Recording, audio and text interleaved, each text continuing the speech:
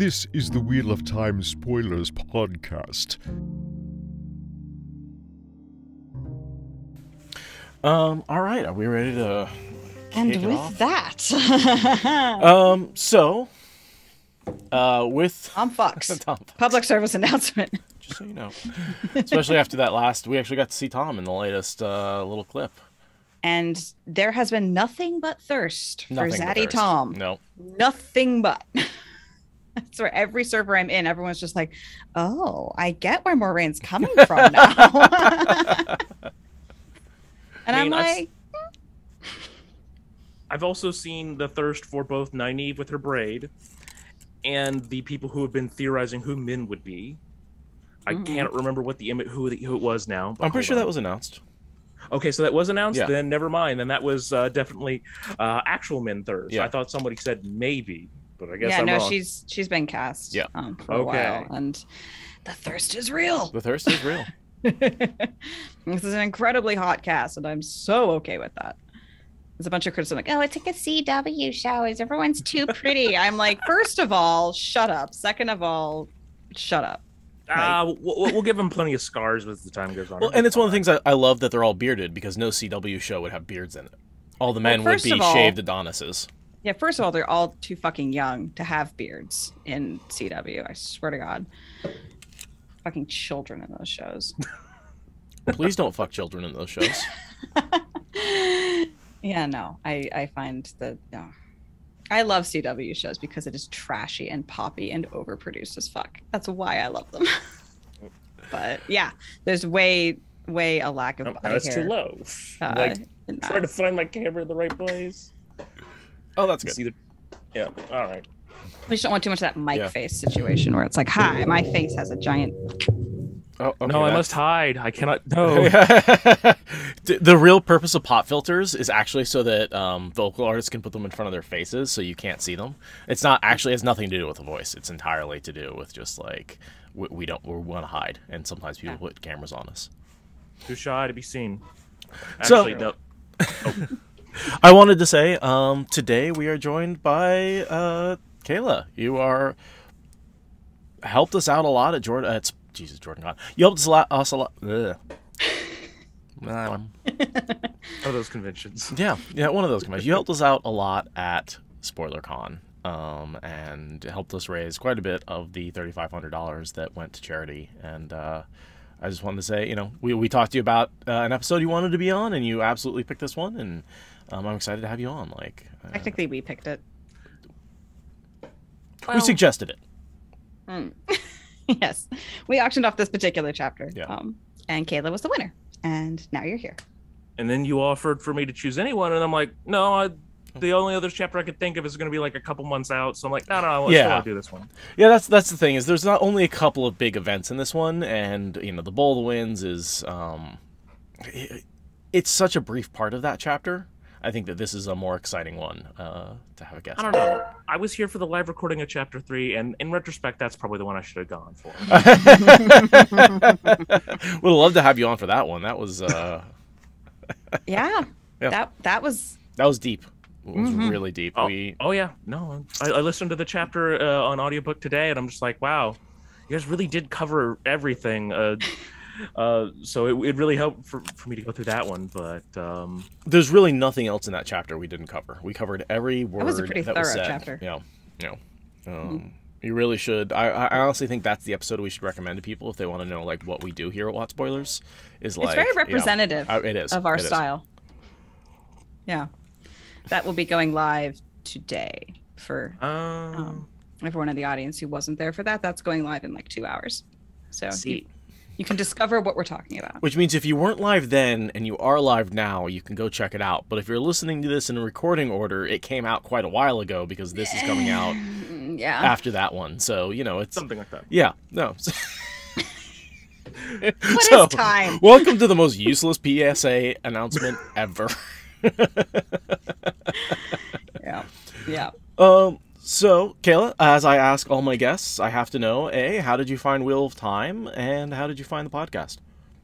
So Wheel of Time, I started off years ago, and I actually had to go look up which book I came out right after I started, but there was to start off, I had a friend this was in high school. It was my sophomore year in high school, and he had recommended me some other books. I read through it was a series about dragons, and like this kid raised a dragon from, like, everyone else would just go out and capture these dragons, and instead this kid was like, hold on, they keep laying these eggs, what if I raised one from birth?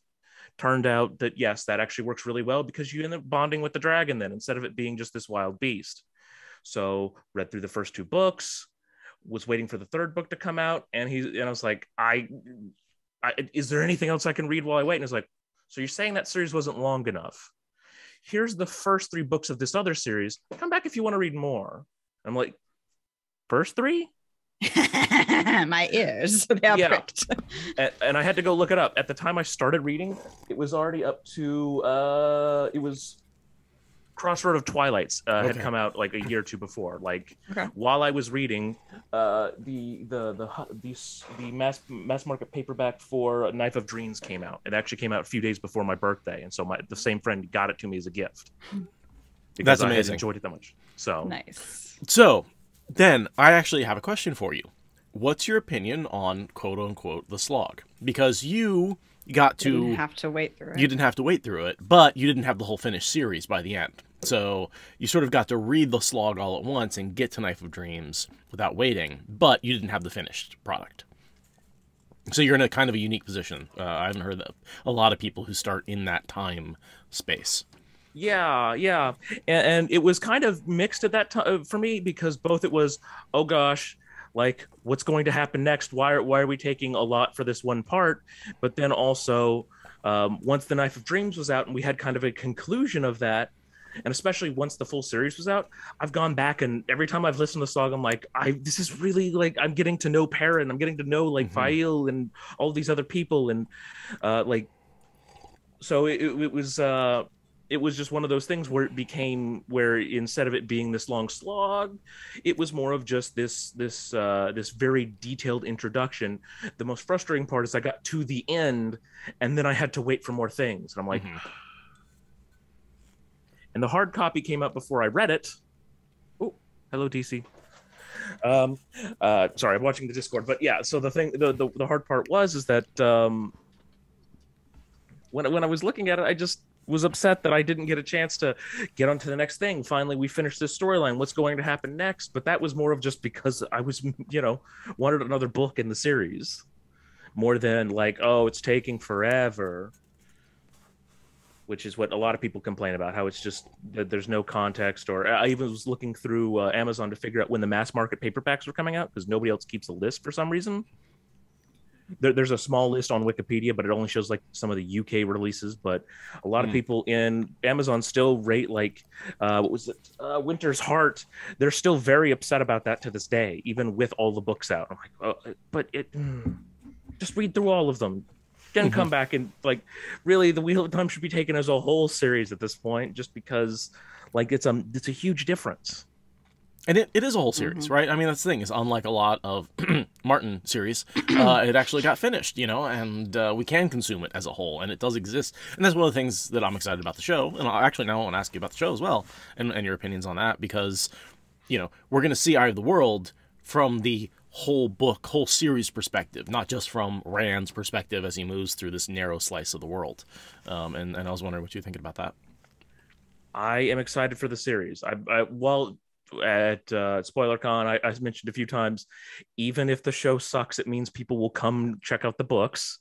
But also, like, it can't be as bad as Winter's Dragon.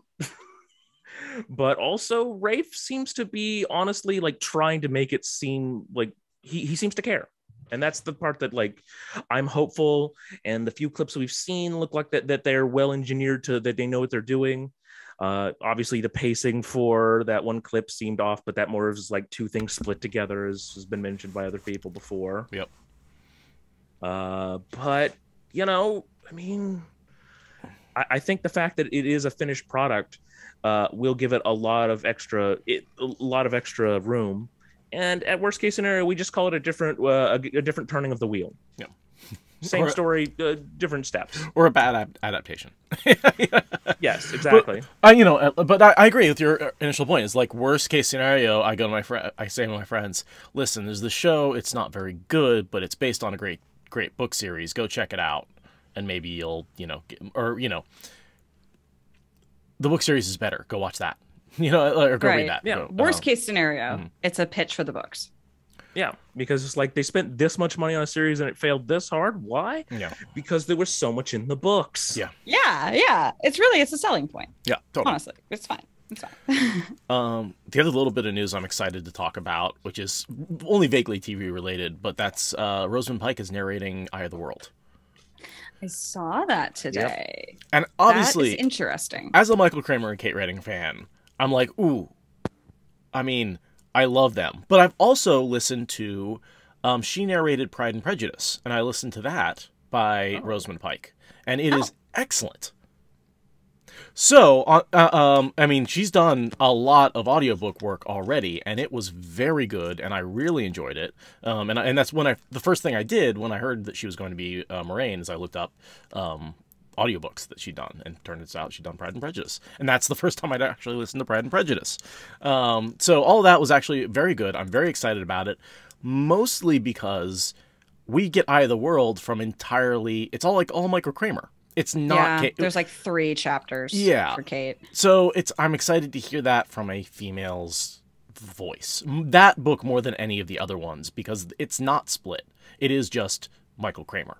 Yeah, that was why we asked Kate to read the Manetheren speech at SpoilerCon before, not this SpoilerCon, but a prior one. That's why we asked her to do it, was because we want to hear the story in Moraine's voice. Exactly. So now we're gonna get that, which it's pretty cool. Yeah.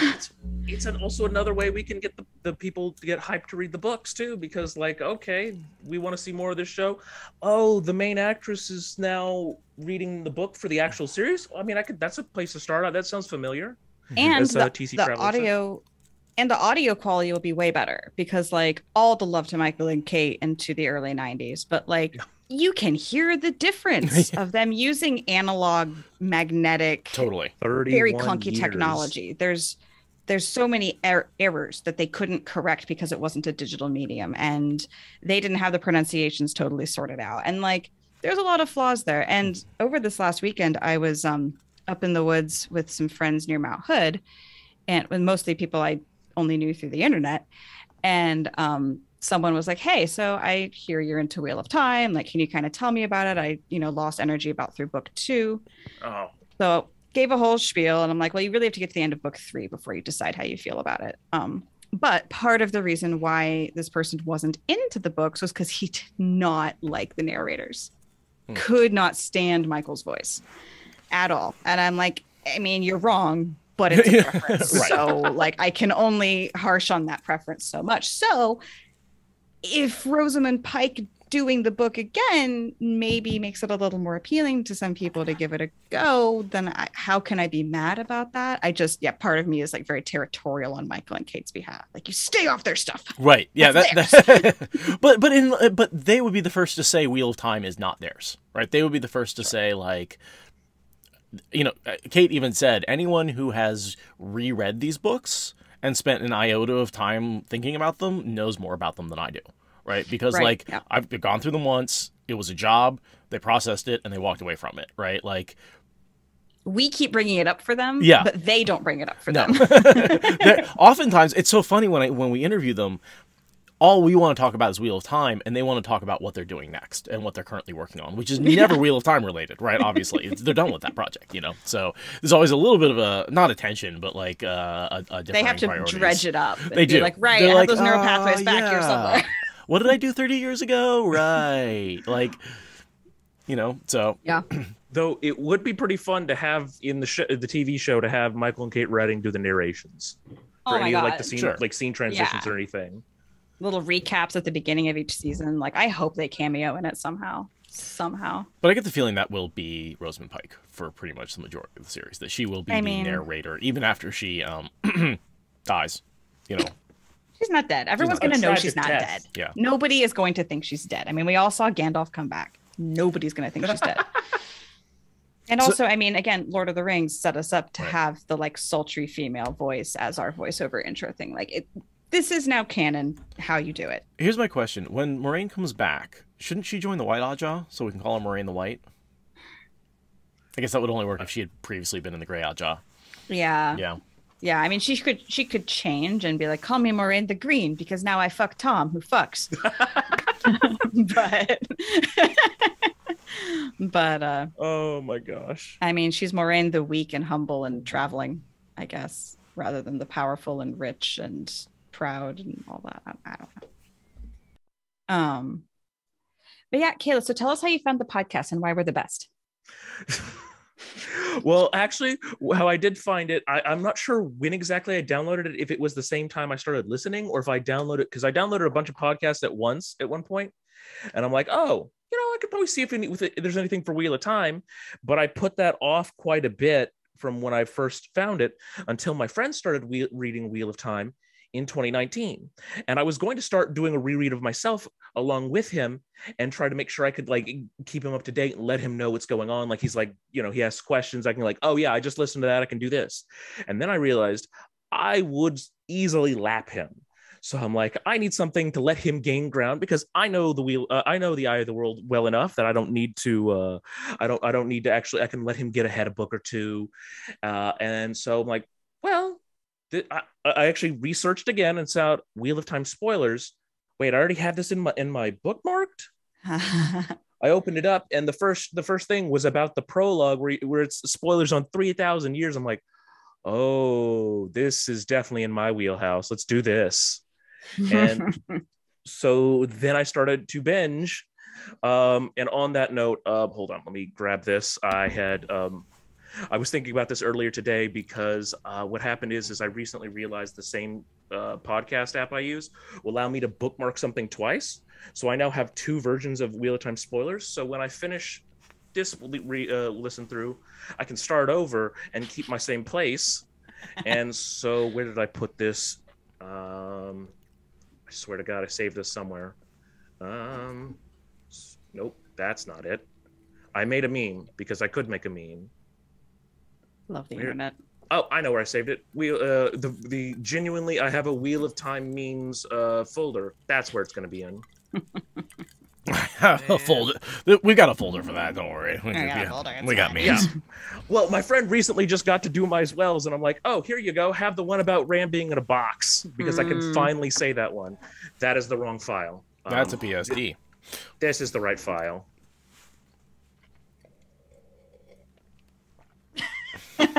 So it's Merry and Pippin doing, we've had one, yes, but what about second binge? Have we had second binge yet? Because I'm going to go through because I am a good portion through, what was it, Crown of Swords, although I did skip forward and do chapter 29, and then I catched up on everything for, for Path of Daggers. Mm-hmm. Though, because you guys took so long with chapter 3, I couldn't see. I had to miss the live recording of 4 and 5. Fair. That's fair. I'm part of I'm a part of a charity organization, and that was a board meeting. So I'm like, I have to go. Great. I can only miss so many of these. I'm gonna miss the one when the Wheel of Time comes out, but that's beside the point. So much stuff is getting missed on November 19th and 20th and 21st. Like, so much is not happening in the world because of the show coming out. Oh my gosh. But so yeah, so I listened to, I had caught up on all the podcasts, and then I was genuinely just finishing chapter 6 as this came out. Although I had also gotten a mass market paperback and a a digital copy. So I already read the chapter 3 times and then read it in context again today. Nice. So nice. You got it. All right. Well, speaking of chapter, let's jump into it. Big bada boom. Big bada boom. Kayla, can I ask you to read us in? Is that something that you would be willing to do? Yeah, let me open this up here. Well, I was thinking first 2 paragraphs, maybe. Well, because there's the other option. Let me see if you can hear this. Chapter 6. Threads. Actually... Yeah, we can hear that. I don't want to use more. No, I'm joking. I'm joking. I'm not gonna actually joke. I know better than to. Okay, it doesn't. It's not stopping playing. Oh my gosh. Now shush. That joke has come back to bite me.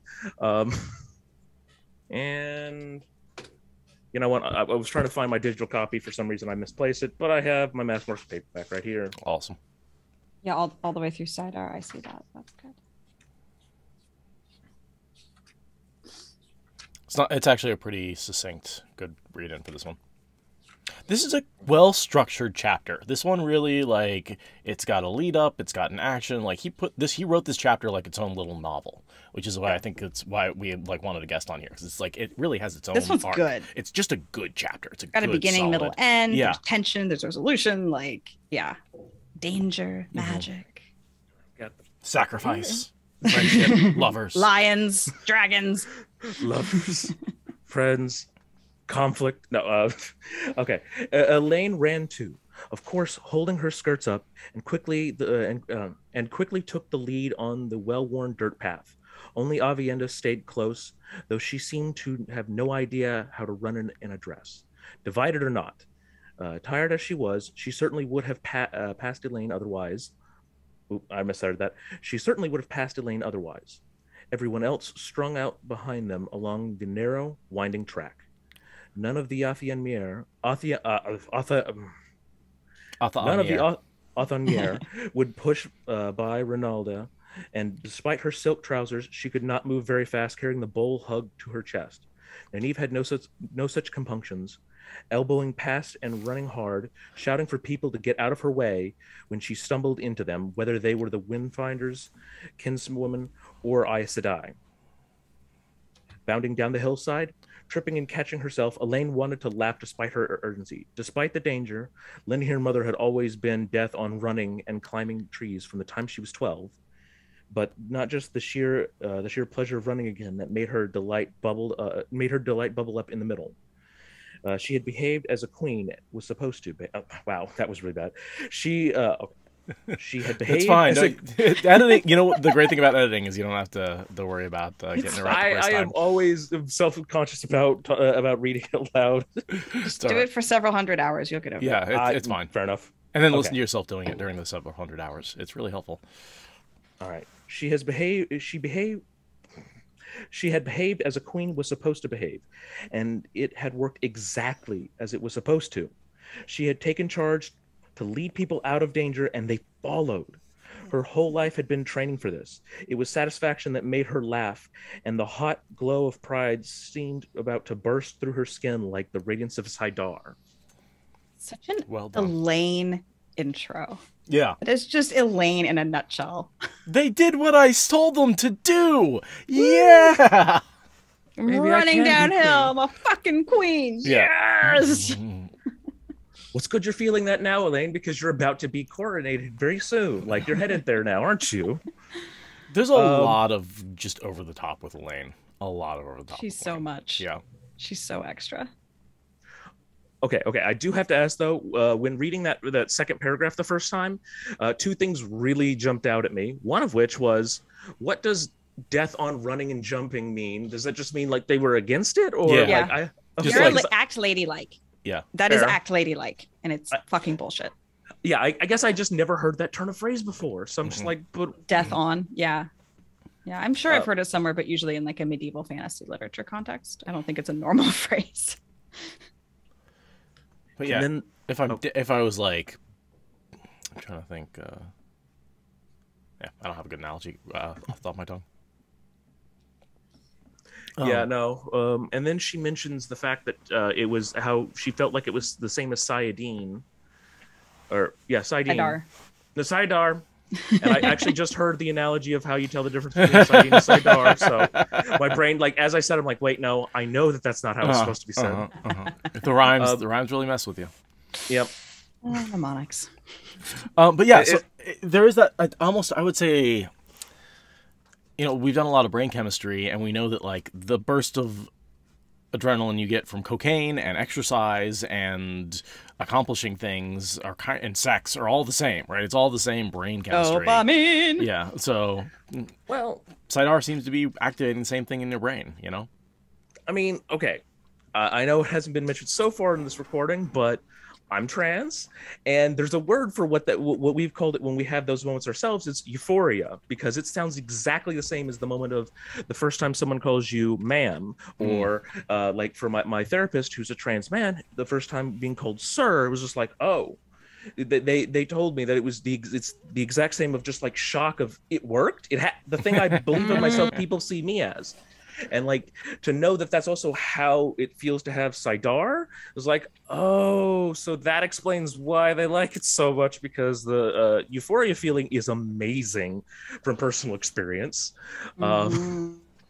So yeah, the fact that the way she described it as they believed me, they followed my orders. Oh my gosh, maybe I can do this thing. Just like, Elaine, there are many things that I will criticize you for, but I get that feeling. I totally get that feeling. Which is immediately followed by her pitching forward and face first into the mud, which I also get that feeling. That's when I get more, I think, a little bit. Oh, yeah. The pitching face first onto my face. It's about par for the course. It's this is really good. Oh, and I'm able to humiliate myself immediately afterwards. Now, it looks like Aradia has frozen, which is... She did mention that there was a storm rolling in and she might lose power. So it is entirely possible that we have lost Aradia for the duration of this recording. Uh-oh. That happened a lot sooner than she thought it was going to. Alrighty then. So it might just be you and me for the rest of this guy. We'll see. If she rejoins us, she rejoins us. But if we get no more Aradia for this chapter, that's why the weather did not cooperate, apparently. I mean, that's what happens when you use the bowl of the winds. Everything kind of messes up.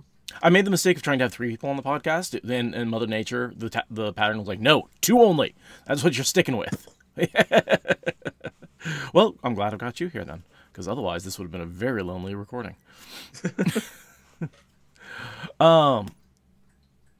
See here. Let me just check in and see. Yeah. If we have any communication with her. But yeah, I don't see her active on Discord or anywhere. So if she gets power back, she can join back in the Zoom and we'll get Aradia back. But in the meantime, are you ready to do you want to keep going with me? That's fine, yeah. All right, sweet. Sorry about that. Didn't mean to put the last minute pressure on you, but all right. So before I forget though, because I actually meant to say this beforehand. Yeah. His shirt. No, I'm not talking to myself. I am talking to Louis Theron. That's pretty good. Ileana. Yeah, it's like a swirled dragon with the nice. I have to wear this now because my roommate is wanting to start reading Wheel of Time soon, and she refuses to have any spoilers up to I made a joke about the fact my cat is named Bella is a spoiler, and she's like, no, I can't even take that. You told me it's the first chapter. That's too much. Like, all right, no spoilers. It is. Obviously, I don't get along with that kind of person. I like to spoil things. Liesl, my coworker, is reading Robin Hobb right now. Have you ever read Robin Hobb? No, I haven't heard of that. Oh, Robin Hobb is so good. It's the Live Ship Traders, the Fitz and the Fool, a bunch of other stuff. But I keep talking to her about it. I keep spoiling her things about it for her. And she's like, it's fine. I'm not a spoiler person. I don't mind at all. I don't think spoilers ruin anything. And I'm like, good, because otherwise I couldn't talk to you about fantasy literature. Because I have such a hard time figuring out what people... Like, I barely remember what I've read, much less like what other people have read and where they are. So... And I've also heard where there's been a few studies on spoilers, and if you do spoil some stuff, people will, what was it? Wow, my brain just stopped there. No, with spoilers, if you do know something that's happening ahead of time, you're not going to spend your time trying to figure out, well, what's going to happen next. You know what's going to happen next, so you can just like enjoy what's going on. But some of that figuring out what's going to happen next is what people do enjoy. So like, it's like. Yeah. The initial consumption of something fresh and new is a different experience than consuming something that you know what's going to happen. Yeah. And if it's good enough, both are good experiences. And like, one of the reasons I put What Spoilers is I don't want to spoil anyone who hasn't read the books or doesn't want to walk into them. There's a big sign on the podcast. But once you're past that sign, once you're past that gate, once you're inside, I don't see any reason to keep putting up more warning signs, if that makes sense, So that's my philosophy on spoilers. Is like I'm not trying to spoil anybody. Same thing with like the show. Like I'm not leaking anything that's come out about the show. Right? There's nothing going on. Where I'm like, oh, I found these set photos and I want to get them out for people to look at. That's not my main deal. That's not what spoilers are to me. That's leaks, and those are very different than spoilers. So, I just want to talk about what's publicly available to everybody without worrying about, someone getting up in my face and being like, that spoiled it for me. And I'm like, no, that's not what we're here for. We want to talk about it because we've all finished it. Yeah. Yeah, that because there's a lot of people panicking because apparently the first episode of the TV show is going to air in Germany 2 days beforehand. Ooh. And so if people are willing to go, like, and I don't mean just like air in Germany, like German not Netflix, Amazon Prime. So you have a VPN, you could watch the show early. And it's just like, please, people, just like let people watch it first, then say stuff. Please, I get it, but I don't know. Yeah. I may have to get my VPN set up.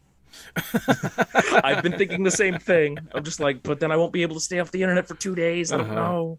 Well, I for me, it's as much about if I want to create content around it, it would be nice to have a 2-day lead on being able to watch it, create content, edit it, and drop it the day it comes out. That would actually be kind of a nice thing because otherwise I'm stuck like, okay, do I stay up till midnight on Thursday night and watch all 3 episodes and stay up till 3 a.m. and then try and create content on Friday with no sleep? Like, that doesn't sound like a good idea, especially not for what we do. So, watching it all... I guess this means that you have options. Well, hopefully they also have the English audio or subtitles or something. Yeah, I assume the English audio track will be on there, but who knows? Maybe they know what's going to happen, and they're like, no. It's for German audiences. You don't get to. Too bad. But who knows? Mm-hmm. Yeah, and there's couple of kinds of content to create for the show, right? Me and Ray have talked about doing a sort of reaction type video where it's like, I think both of us want to watch it by ourselves for the first time just to enjoy it, right? But like going through a second time together and reacting to things and like talking about them and like doing just sort of a very light, oh, that's what that is, that's awesome, that sort of reaction video, but then going back and doing a more detailed sort of breakdown after some time has passed. Yeah. Oh, and Jedi Pants. The reason that Amazon is saying that they're releasing it early is because they're releasing Amazon Prime Video in Germany, and this is a promotion to help get people to actually use it because it apparently doesn't exist there right now, and it's going to be opened in November. So it's just like, hey, show up because this is a new service, and we're going to have this show you can't find anywhere else on the planet. Which, I mean, in fairness, they're dumping a lot of money into the show. I don't mind if they use it to make a little money. Oh, that's what it's there for. So absolutely do that, please.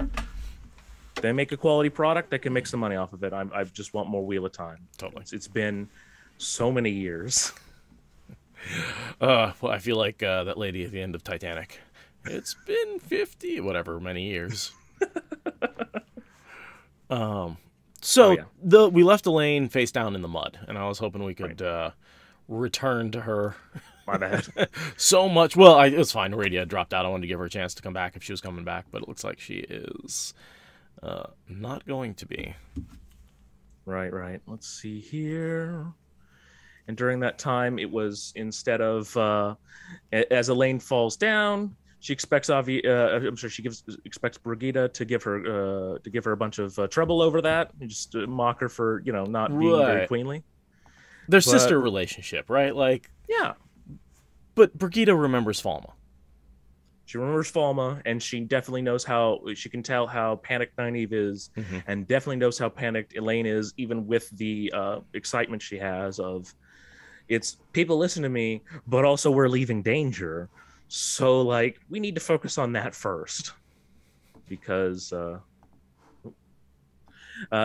really, at the end of the day, the danger is, kind of more important than lecturing someone on tripping. Right, and it's there's this sort of sisterly like ribbing that happens between them when there's no danger, but when there is danger, she goes into warder mode, and that's a very different. That's that focused. The Brigida as the arrow, focused and ready to fight. That's one how you can tell Brigida is still the Age of Legends hero, even with some of her memories fading. Totally. But also, like, it's that idea of it's a sisterly bond. There's nobody bullies my sister but me, especially not someone who wants to put her on a leash. So the next bit we get is a sort of account of the people in the farm. 147 kinswomen inhabit the Palace of Presence, including 54 red-belted wise women sent out days ago. And I was curious if you know what they meant by sent out? Sent out where? Sent out, like... if they're sent out, why are they at the farm? That very, very much confused me. I assume that has to do with what they were talking about in the last chapter, where they were saying that this is where they would bring people in, so it'd be the retreat, but they'd also then have people rotate. Yeah, what Shave Knight said is that they're rotating people through, and so this is some people who had been sent out a few days ago, and that was their time to finally be coming back here to be sent somewhere else, or is it sent from the city, from Abu Dar to the farm? They were sent out from Abu Dar. So they were walking on foot okay, yeah. That makes sense. Yeah. They were sent out days ago, so they've been at the farm for a little while. Yeah. As Shave Knife knees say again, so they don't notice the aging, because that's as I said, even the moment the Aes Sedai start noticing it, they start going, wait, hold up, like that was that whole argument in chapter 3, which was that hey, we need to question these people. What's going on? They can't be telling the truth that they're this old. Right. Like, they must be dark friends. Don't call them dark friends again. I will cut you, is what it came down to. I mean, like, it was more of I will humiliate you, but it still was a very harsh rebuttal on that one. Definitely. So they get to the farm, and everybody's running around, and what follows is pages of Nynaeve being humiliated by Elise, who's getting to everything before she does. It feels like a very humbling moment for Nynaeve. Yeah. I guess the fact that I guess it's more humiliating that everything she can think of to make things work is just already done. Mm-hmm. But like normally that's what Nynaeve would live for, is the fact that somebody's taken her advice to heart or is capable enough that she can sit back. Then again, I'm not sure she can take credit for that, so maybe that's the reason. I think she. One of the strategies we've seen Aes Sedai use to take control is that they tell you to do something that, you were going to do anyway, but if they tell you to do it and then you do it, it feels like you're obeying them. And so I feel like Nynaeve is trying to use that method to get people to do what she says. But every time she's like, hey, can you go ahead? Nope, done already. And like that undercuts her authority in a bunch of different ways. And she does not like the fact that her authority is being undercut here. And that's how I feel that, like, she's like, I should be in charge and you're taking charge. And I feel like I've been in that situation before, in like a work meeting or something like that, where I felt like I was supposed to be in charge, but every time I like went to do something, someone was like ahead of me, and I'm like, why am I fucking here? Like. Yeah. Okay. Yeah. I've had that happen. I get what you're saying there. That's always like, why did you assign this to me if you were just going to do all the work? But then also it's like, let's see if she can find my hat. And apparently she did. She did. You don't want to burn yourself. It's like, I'm going to just pack this hat away. Use that hat. And the hat is my favorite B plot of this chapter, right? If we talked about this being a complete story, the hat has its own little plot line, its own little story as it goes through, its own little like tie-ins to the main plot. It's absolutely wonderful. It's got there's other hats in that plot line with when you get to Elaine's hat. Yes. It's it's one of those things where it's very briefly mentioned, but this is one of those things I think about when I think about the kin, is the freaking hat. She found her hat. It's such a small thing, but like because I first read it, was like, why is she so focused on her hat? And then it comes back, it's like, here's your hat. I found this for you. You should wear it so you don't get your sunburned. I'm like, oh my God. Nynaeve's about to be really pissed. And she's like, I'm just going to pack this away. It's like, oh, okay. And then when she's wearing it later, because actually she does need to wear it because she is going to get sunburned. Yeah. No, it's the resentment in her voice. And I can just, it's so good. It's so good. Though it is fun that later on in the chapter, Nynaeve realizes she's already going to know what's going to happen. So I'm just going to sit back and let her handle it because apparently I don't know anything extra. Which is also not a good way to handle that emotion, right? You should still No. keep trying to help. You shouldn't like, well, fine, if I can't do everything, then I'll do nothing, right? That's not helpful. So, again, Nynaeve has matured a little bit. She's not always angry, but she still needs to continue to mature just a tiny bit. Just a tiny little bit. It doesn't help that during the Bowl of the Wind, she got sassed pretty hard several times to the point where, oh, so I'm allowed to speak now? So the point where she's like, I want to, and then Elaine is able to use her authority and is like, I'm going to use mine. And then it keeps getting thwarted from under her.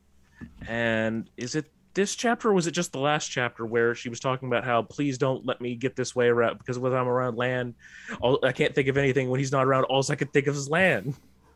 Not to mention, she just went through the use, basically being used as a huge sieve for power, right? As a Angreal, essentially. So she's exhausted. She's tottering over. Like, she's probably not thinking straight. She can barely stand up. Land's about to catch her, right? Like, no wonder she's not on top of things. She needs to rest for, like, 2 days.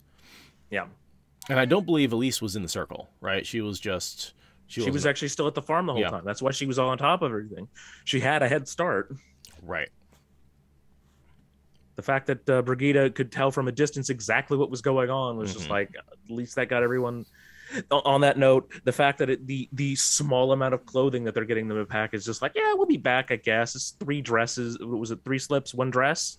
But there's a certain amount of, like, if you have to carry it, more clothes than that just become a burden, right? Yeah, like, oh, absolutely. And that's why as much coin as you can carry, definitely. Because then you can always buy more dresses.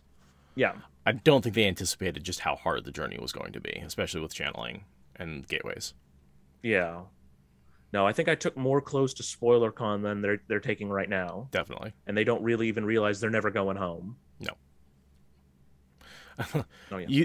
You did say she was a very capable woman, Elaine said, brushing her skirt. I never said that, and Nynaeve snapped. I never said very. And you do. You go back and you read the quote, and it's very much. She said, she's a capable woman. She does not say very in that quote. It's very true. So, yeah. It is very much Nynaeve to remember the exact wording in that case. Well, that's the Aes Sedai-ness in her, right? That's the... I'm not going to lie. But I'm going to get around the exact... And Jordan, oftentimes he says, oh, women do this. And then he says, Aes Sedai do this. And it's like, well, but then women think that men do that. So, getting around the letter of your word is something that all of these characters do. And I think the Aes Sedai oaths prime them for it, but it's something all characters do. Yeah, I think it was in the prologue to the last book where it was talking about. Wow, I can't think of his name from the Children of the Light. It was he followed he was stayed truthful no matter what up to the point where it was like he had taken the oaths. But if you told him that, he would be very upset. Galad or. No, I think it was one of the people who, it was either the spy master or the guy who killed Volda. I can't remember.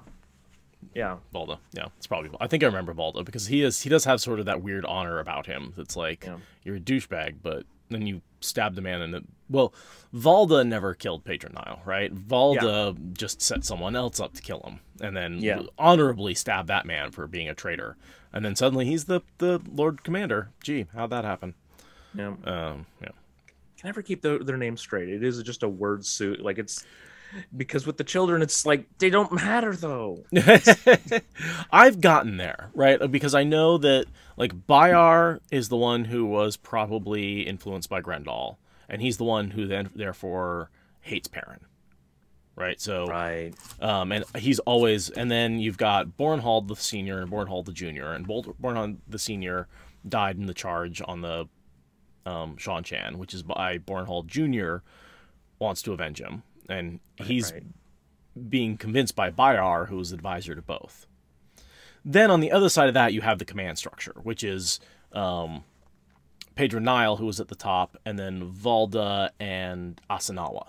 Valda being sort of the head replacement of the White Cloaks, and Asanawa the head of the truth. The hand of the White Cloaks, yeah. Yeah. Was the The ones with the questioners. The questioners, yes. thank you. Yeah. Wow, we couldn't come up with that one. Yeah, so he was the head of the questioners. So that's sort of how I think of the structure, and those are really the only white cloaks you need to know. It's sort of the 3 underlings, and then the 3, and then the 3 guys in charge. Okay. So, and then of course, obviously you've got Perrin's secretary, Balwer, but he doesn't really count. He's more of he's enough of a character. He's not a white cloak. Yeah. He just works for them. He's just around. I'm not a Nazi. I just work for them. There's a little bit of a parallel that I could do with Balwer and the German scientists that came over to the U.S. and helped us with our rockets program. Yeah, no, that's fairly accurate on the. Well, I mean, as long as our enemy doesn't have them. Mm-hmm. Because I mean, he could have gone to the Shanshan, and that would have been bad. That would have been real bad. Because think about the Shanshan with accurate information. A lot of their issues is that they just don't have accurate information and they make bad assumptions. For example, the gateway as a weapon. See, item number 1. Yeah. and the thing that is the best use of the misunderstandings with the Shanshan. Totally. And just because we can't let them know how to make a gateway, which is, I say that it was worth somewhat of that risk, though Avienda definitely took a lot more of that risk than expected. Yeah. Because it's like, oh, you could have gotten stilled with this? Why the hell did you stay? There's a certain amount of but supporting her first sister, right? Yes. The odds of Elaine, who has never done this before, surviving go up drastically if she has her first sister who has done it and has experience, who can walk her through it and tell her what to do next. Absolutely. So there's a line here: she still felt a trifle odd herself, as though she could pluck little bits of Sidar out of the air around her. We've talked about that being the weirdness around Ebu Dar with the 1 power, and we see that come up a lot as people channel, especially Rand channels near, and whenever someone's channeling near the Shanshan, we sort of get that effect because the Shanshan are in Ebu Dar. Yeah, and that kind of the whole Bowl of the Winds has messed that whole area up for a while. Totally. That area, and then all the areas where the big flows went through. Let's see here. The next thing I have is her sort of, being my precious over the Terangreal. Just keep them, these are mine. Even the White Tower can't have them. There's definitely that sort of, Elaine, whoa, crank the... Chill. Chill a little bit. I'm glad you have some Terangreal. Glad you get to use them, but they're, they are not yours. But I might actually learn something if I have all of these Terangreal. I can never let them go. Oh my god. And, that's a great idea, but then you got pregnant and couldn't channel for, a bunch of months. So that's actually why she, has trouble studying Terangreal for a long time, is she's just pregnant, and that interferes with her ability to channel. Yeah, and it doesn't help that she's in the middle of trying to also then solve all these other problems. No, I'll totally figure it out before the last battle. Mm-hmm. I'll have the kids before then, right? Well, not so much. No. Well, no, kids before the last battle, you have to take over a country. Yeah. that meeting with Rand was not the greatest of timing. I mean, obviously it kind of needed to happen the way it did for all the other stuff, but wow, did that not that did not help Elaine at all. Avienda's timing was a little better in that situation. Yeah. She's like, wait till the night before the last battle to get pregnant. That's that way it can't have already started to make things more difficult. You know what I would have loved to have seen is, how there was that time variation, the closer you were to the Dark One, the slower time went. I would have loved to have seen Elaine gateway halfway, really far south, have months pass, have her have the kids, and have them grow up while Rand's still battling the Dark One. Whoa! And then come back and be like, all right, Rand, here's your support. Here, I've come back with more channelers. More channelers for you. The ones you've made. Wait, what? I bred you some channelers. Oh my god!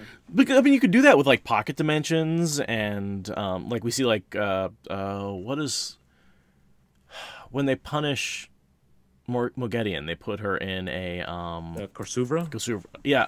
Well, the Korsuvra is the thing, but they put her in a pocket world, a portal world, where time moves yeah. differently. Yeah. Vacuole. Thank you, Shave oh, Knees. Yep. Yeah, and I was Shave Knees as well. I was about to say, just like in Angel, when Angel, his son, gets put into an alternate hell dimension and grows up there, and then comes back, and then you have this adult child to fight with. I think I brought that up before. But yeah, I can see Rand doing that with Rand skids, and supposedly they can hold the power 100% of the time. So, which is incredible. Just to like,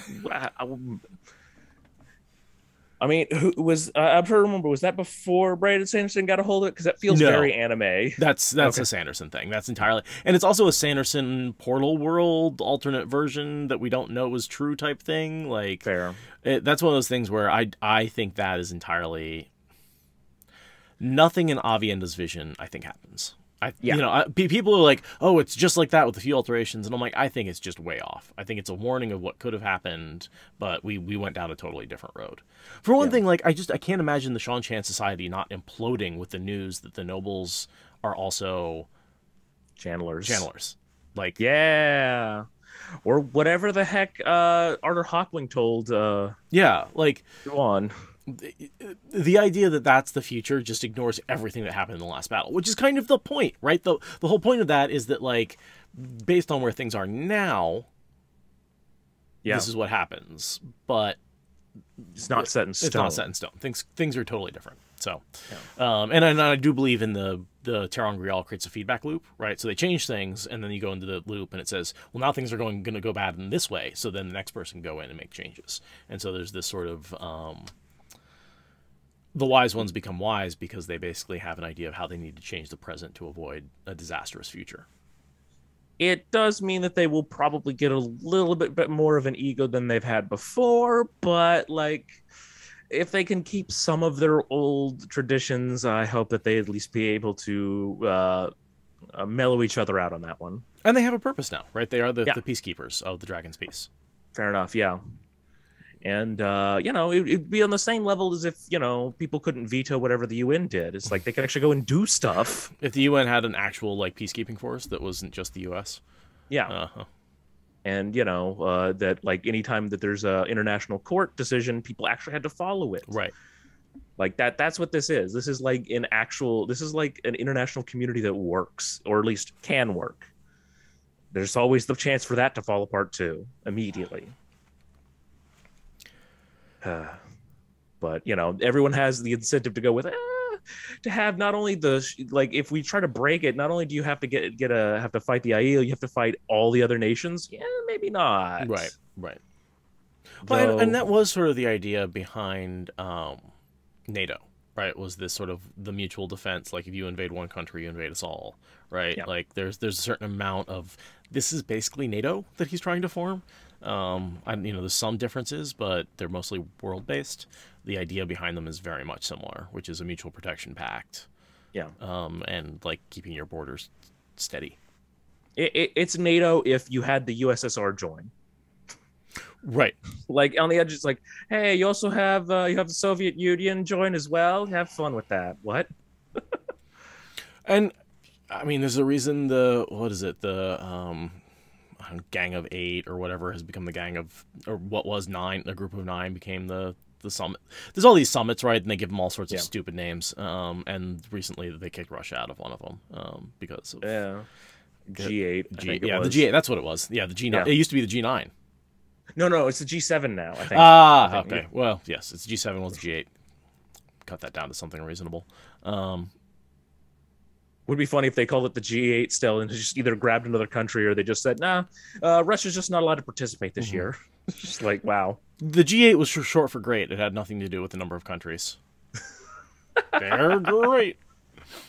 Oh my gosh. There, it's Tony the Tiger. They had to license him out. Well, they are frosted flakes. That's for damn sure. Most politicians. I've never heard that comparison before, but you're not wrong. All right, so we are getting ready to evacuate. They send Kareen running to the top of the hill, and I want to mention her because she's the Dark Friend, and I like that they sort of banish her to be the lookout so she can't mess with stuff.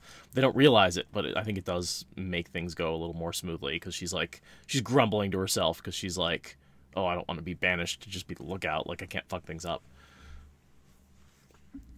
Yeah, though, I think I think the only reason that she would have even messed with anything is if as long as she didn't know what the Shan-Chan were capable of. Yeah. Because the moment you find out, oh, you'll be put in a leash, you're like, you know what? I will comply. I will not. The Dark One ain't saving me from that. Being a dark friend doesn't help with that, right? Like, no, there's nothing. They're like, oh well, you shouldn't have got yourself in that situation. Have fun.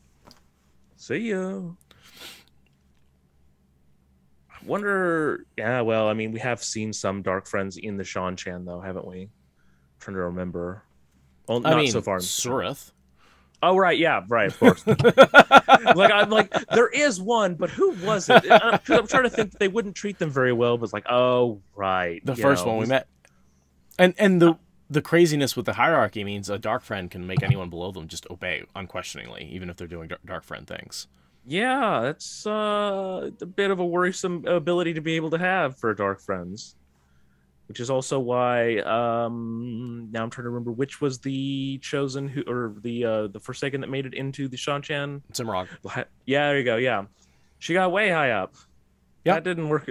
Nobody really worked out with that one. No, and then when she decided it was a pain in the ass, she just killed everybody who was part of the Empire. Yep. Let's see. The next thing I have, there's some more stuff about Elise, the hat stuff we talked about. And then there's sort of there's a shouting match over the Angreal, the turtle Angreal that Talon used. Apparently, Renala had stashed that behind her belt. So it did end up back in Mirel's care. So that did end up back with the Aes Sedai. But eventually we do find out it ends up back with Elaine long term. So yeah. That was the lecture of, you're not supposed to be a thief. Stop it. Yeah. It's like, fair. You gotta have...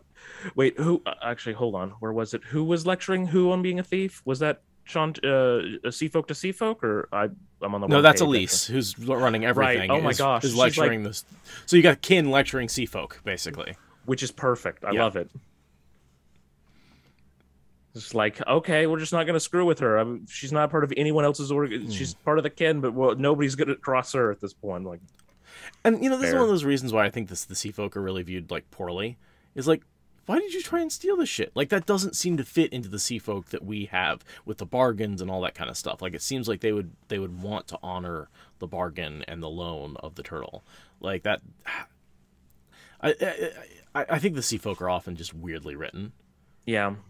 It could just be that they took it as, here, you use this, and it's like, oh, I get to use this forever? Right. That's the bargain? Right. Okay. Right. Just it's like, no, that was not the bargain. You don't get to steal that. It's like, well, you didn't say when I had to give it back. Yeah, that sort of stretching of the truth of the bargain. The Seafolk do it in their own way. They don't stretch the truth, but they stretch the bargain as far, like, very much the letter of the bargain. In a lot of ways, the same way the snakes and foxes like to do it. Yeah. And, you didn't name when it was going to be back, so I just assumed it was a gift, like, because everyone else would have told me from my culture, so why would I assume you'd mean anything different? Totally. So it doesn't come off as stealing until they're told, no, we need that back. And then they're like, oh, okay. Yeah, the Seafolk seem to be getting on everybody's nerves in this one, but I guess it's par for the course for them. So Elise gets everybody lined up, and Elaine goes to open the gateway because Nynaeve is ridiculously exhausted and also hasn't been running around, and so doesn't know the hilltop as well as Elaine does. And we get sort of this first use of the one power in the post-bowl era. So the flows wavered in her grasp, almost if trying to twist free, then snapped into place so suddenly that she jumped. And I see this description a lot is, oh, the flows jumped right out of my hands, or the flows snapped into place, or there's seems to be that, like, that final finishing weave. It's almost like the pattern is like, all right, get it done with already. Come on. Yeah. It sounds like one of those unfolding tents you have that are supposed to be easy to just pop out, the pop tents. And, like, if you're not holding it right, it just pops straight out of your hand. Like, ooh, okay, I guess that's what I was trying to set up. Like, but it does, it's startling every time, right? Yep, yeah, that was just especially because if you're tired, you're not holding on to it well. Because I had a friend who was going to, I can't remember what music concert it was a few months ago, but they were trying to make sure the tent they had bought would work just fine, and so they set it up in their house, and they're like, I can't get it to close. They barely fit it through their doorway, and so we kept like struggling with it the entire time to fold it correctly. But every time we just hold it just the wrong way, it just pops straight out of our hands, and we'd have to go and catch it and start over again, even though it's a one-person tent. So yeah, if you're tired, I can see how that might be exhausting to try to do something like that that has a mind of its own. Do you know what else that reminds me of? Do you ever have those like circular windshield shades that have two circles in them, and you fold them over, and then you do that weird like one hand over the other fold, and they're supposed to like and they twist into each other. Yep. That sort of, and then like when you pull them out, it pops up, and I imagine it popping up just like these weaves do, like the Gateway does. Yeah, that's probably what I thought of first, because I have one of those that every time I tried to close it for a while, it just did not it didn't want to play well. So yeah, that was the exact example I had, like the exact experience I had with those every time. Right. I remember I lived in Texas, and they were just miserable. You had to have one because, God forbid you leave one down for 5 minutes, your car will turn into an oven and bake you inside of it. It's I've long ago theorized you could use a car in Texas as a way to generate electricity just by generating heat out of it, because it's just a mini oven. Yeah, I mean, there's got to be. Well, I mean, that's basically what solar panels are. Is like they just put a layer of glass above a photovoltaic cell, and they use that like glass insulation greenhouse effect to generate power. I think. I don't know. I mean, it's obviously the photons hitting the things, so I guess not. If I remember correctly, photovoltaic it reacts to the photons directly. Right. I think it's photoelectric. No, but there's a specific term for what we're talking about. Yeah, probably thermo. But what we're doing is the photons that are passing through the glass hit the car, become absorbed and released as heat energy. So it's still the same energy. It's just it's being released as heat in the car versus electricity in the solar cell. Yeah. So, and I think it would lose efficiency to convert it to heat first and then try and convert that heat into electricity. I think you're better off just using photovoltaics for efficiency. Yeah. The only way I could think it would be more efficient is if you're trying to generate heat, which my stepdad did one time. He's like, instead of spending all this money on hot water heaters for a washing machine, I'm gonna get one of these big tubes. It's a black tube, run hoses through it, and just place that in the summer sun in Texas, deep South Texas, and just let it sit there. And I can run and he was able to run 3 loads of laundry through that with hot water. Basically, it was just running water through it. Because it just it would. One time we left something under it. I don't remember what it was. But it was a piece of plastic that just melted because of how hot it got. So I dated a girl in Virginia whose parents had a similar system, just a hot water tank on top. That even in the Virginia sun, you have it a black thing. It absorbs enough heat, and even if you're putting 150-degree water into your hot water tank, you saves a lot of energy. Yeah. So. Oh, and there is a long explanation of how the photovoltaic cells work. Thought of as a sandwich. I don't. Sandwiches. So back to the chapter, away from photovoltaic reactions, because guess what they don't have in the Wheel of Time? Solar cells. Electricity of any kind. Electricity of any kind. They're working on it. The schools are coming pretty. I think there actually is one of the experiments in Rand schools generates electricity, if I remember correctly. If nothing else, they do have a steam train, which is the most common way to this day that we produce electricity, is using different things to power steam engines. So, steam spins a turbine, the turbine spins a electromagnet, and that creates electricity. And then coal power uses steam engines, and so does nuclear power. Right, absolutely. Nuclear. I always mess up that pronunciation. Whatever. George Bush messed my brain up around that word. I swear to God. Yes. Yeah. Exactly. Yeah. Because I spent so much time making fun of his pronunciation that it became my pronunciation, and now I can't straighten it out. It's like when you start saying, hella cool, ironically, and then you find yourself saying it actually for years and years and years. Yeah. Yeah, Yep, don't do that. That's how "lol" made it into my vocabulary. I made fun of the word for a while, and then I once said it on purpose. I'm like, oh no, it's there. Oh, no. I can't get rid of it now. It's too late. So she makes the gateway, and she makes the gateway to one of her estates in Camelin, but that's still a week away. Well, a 2-week ride from Camelin. Far enough away that Yeah. nobody's going to see them, but close enough that they will sneak up on them before anyone knows what's coming. Right. So sorry, I said Camelin. Her estate's in Andor. Yeah. Um, Let's see. Nynaeve gets picky about that. It looked like it was about to fall, and this is really the beginning of Elaine's journey to becoming queen. Right, like this is when she makes the decision. Opening the gateway to Andor, as opposed to anywhere else, is saying, "Hey, I'm done. I've got the bowl of the winds. I'm basically Aes Sedai. You know, I've done everything. I've completed my side quests. It's time to go on take on my main task. You know, the thing I ran away from home. Not ran away from home, but basically she ran away from the White Tower to get away from the responsibility of being queen." And I mean, really, when she left Saladar, technically she should have also gone like back to Camelin, but like she's now aware that really I kind of need to do this. Yeah. No, there was that definite like, don't go to Abu Dar to save the world when you should be like becoming queen. That would have been better use of your time. There was also the amount, like she definitely underestimated the amount of time it would take to go get the Bowl of the Winds. Just 10 days. Yeah, exactly. They thought they were going to ride in there, you know, get it, and, you know, they made bets that they were going to find it right away, and then she figured she'd gateway to Camelin, and it would be like 2 weeks from start to finish. But then, of course, getting stuck on the road for months leads to a bunch of problems. The amount of time it took in Abu Dar was definitely longer than she thought. But at the same time, she has gateways. So on one level, it's like, okay, the queen disappears. You kind of expect it to take 6 months for the replacement to travel in from a foreign country. Yeah. Although to some extent you're like, you probably should have headed straight here, but also like the fact that there are the gates, the fact that you can travel that fast, you know, negates the problem of waiting that long. Exactly. Because it's not like any of your competition has that. If it was everyone had these gates, yeah, you should have been there the next day. Right.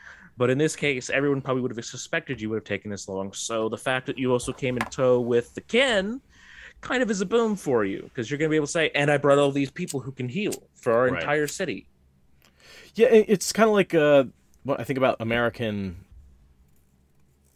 around the revolution, right? Like, or even a little bit later, right? Like the 1800s when we had like the Louisiana Purchase or an Oregon Trail. Like the time it took news to get to the West Coast that something had happened on the East Coast politically would often take months and months for that. Even the news that we had like a new president or who it was to get out there. So, you know, it doesn't seem crazy to me, especially a country like Andorra, which is gigantic across the entire continent.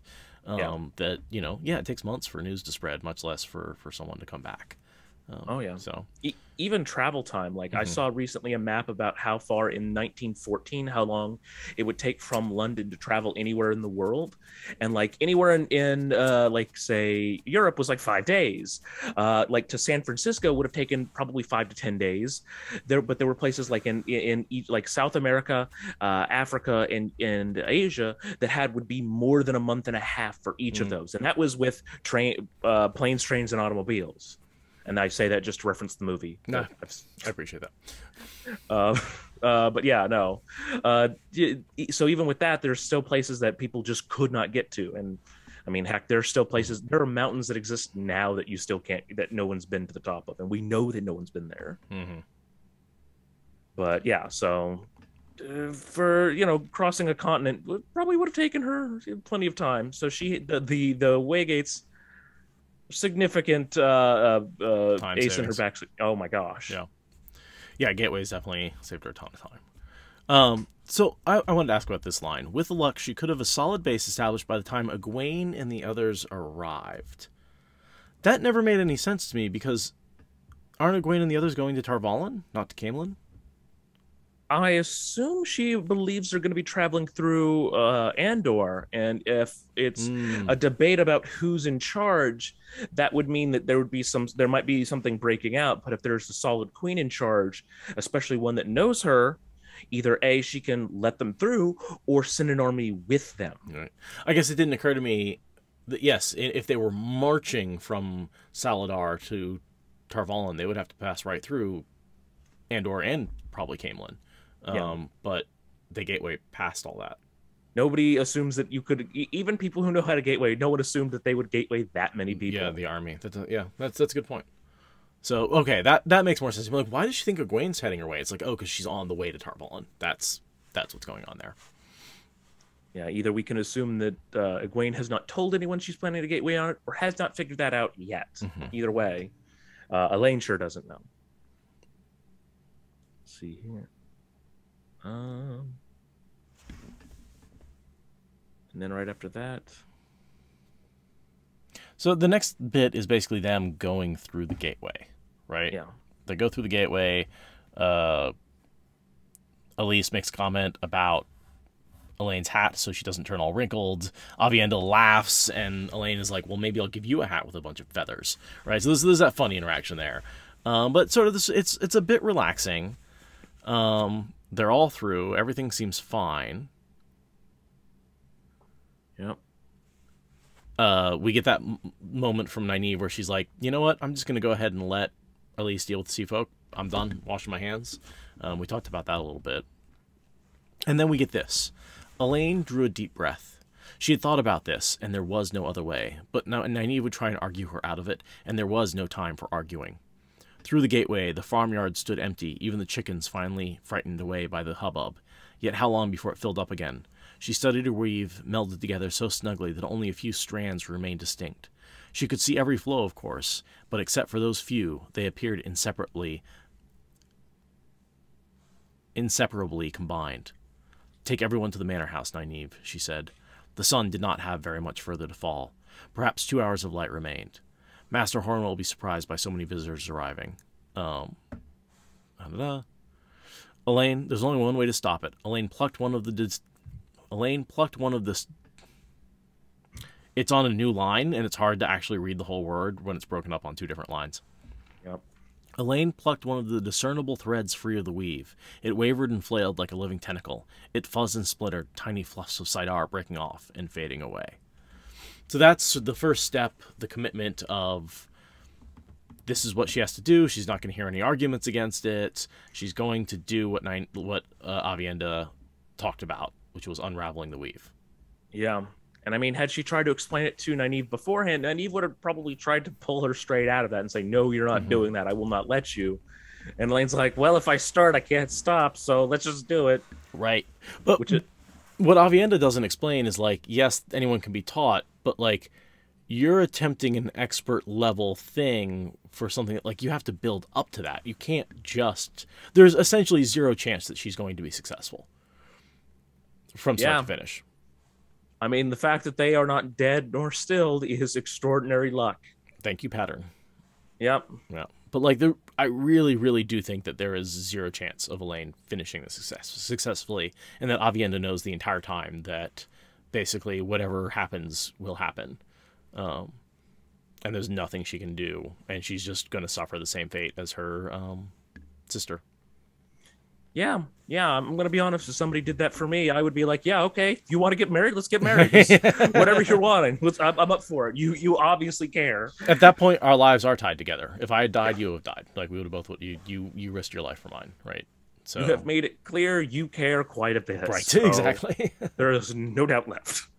And I think that is one of the main points of this chapter, is the bonding between the two of them. As they go through hell, they put each other's lives on the line for each other, and it gives them the trust that they didn't have before. And, I mean, I think that's another half of the reason why it's called Threads is because, the thread of their life, so to speak, like the, what was it, the red string of fate, I think is a Japanese folktale. But yeah, it's basically 2 people tied together. But in this case, it's both the untying of a weave and also the fact that they are definitely on the same part of the pattern. I looked up Master Hornwell, who's the head of the estate. We never hear about him again. He's a one chapter, one name, one mention person. We don't even see him. We don't even see him. Yep. He gets a name. Apparently, he's got a backstory. Oh yeah. Clear. The fact that it is the name has a backstory is very clear by the fact that it's like, tell him this specific thing, he will know who I am. It's like, okay, all right. That's a story we'll never get to hear, but I mean, it's probably just as clear as it sounds. Could be just a small one sentence backstory, but still a backstory. Yeah. So Nynaeve shows up and is like, all right, put that thing back where it came from, or so help me. You know, like, and Navi's like, hey, you can't. Like, that badger is out of the bag. There's no way to put that back. It's winter night all over again. It really is.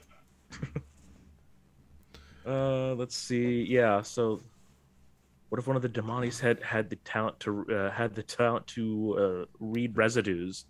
Yeah. No. That would have absolutely, had it not been for the fact that they were just going to pick up a Demani who could use a gateway by chance, then yeah, this would have been probably a lot more worth it. Because it at least delays them for a few months. It does. And you also have the explosion. That's the other thing. Like, there's two things going on here. The reading of the weaves that gives them gateways, which they don't get until the raid against, and when they capture Elida. Elida for sure gives them gateways if nobody else does. And then the weapon, which keeps them, and that's an unexpected consequence. They were trying to accomplish the first one, which is not let them have gateways, but they have sort of the second, not goal, but second result. Yeah, of fooling them. It's a secondary effect. It helps. And I love Nynaeve before she rides off. You be careful, you hear me? If you get yourself killed, I swear I'll skin you alive. Which is just the Nynaeviest Nynaeve saying ever. I feel that she would definitely try too. I feel like she would definitely like, I figured out how to heal people from stilling. I will figure this out. I will too, yeah. Oh, you're dead? I'll bring you back and skin you alive. No problem. Like, then again, technically, Brigida was dead, and they just pulled her straight out of the world of dreams. Maybe they'll just go find her there. Because I know Nynaeve would be pissed enough to give it a shot, at least. That's true. There is a very real... If Brigida died, there's a very real chance that Nynaeve could skin her alive. Still. And anyone else who was a hero of the Horn. Just blow it, and, well... Brigida does get kind of supercharged when she's a hero of the Horn. Fair enough. Like, we get that saying... when she says, I think we skimmed over this, when she says, my bow is the regular type today, she's referring to Falma, where her bow was not, where her bow was super powerful, she was invincible, she could be immobilized, but essentially couldn't be killed, and was able to, like... loose as many arrows as yeah, super fast, and have... Yeah, there's all sorts of advantages to being a hero of the Horn that essentially make you, essentially you're still part of the dream.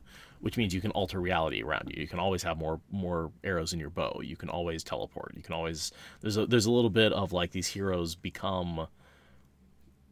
Yeah. Which, okay, so...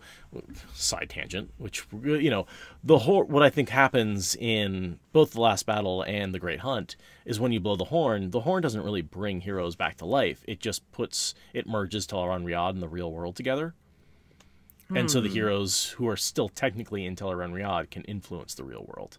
It's the opposite of going into the world of the flesh. It's the world coming in, the world of dreams coming into our world in the flesh, if that makes sense. Which goes back with that previous theory of the fact that maybe the Horn of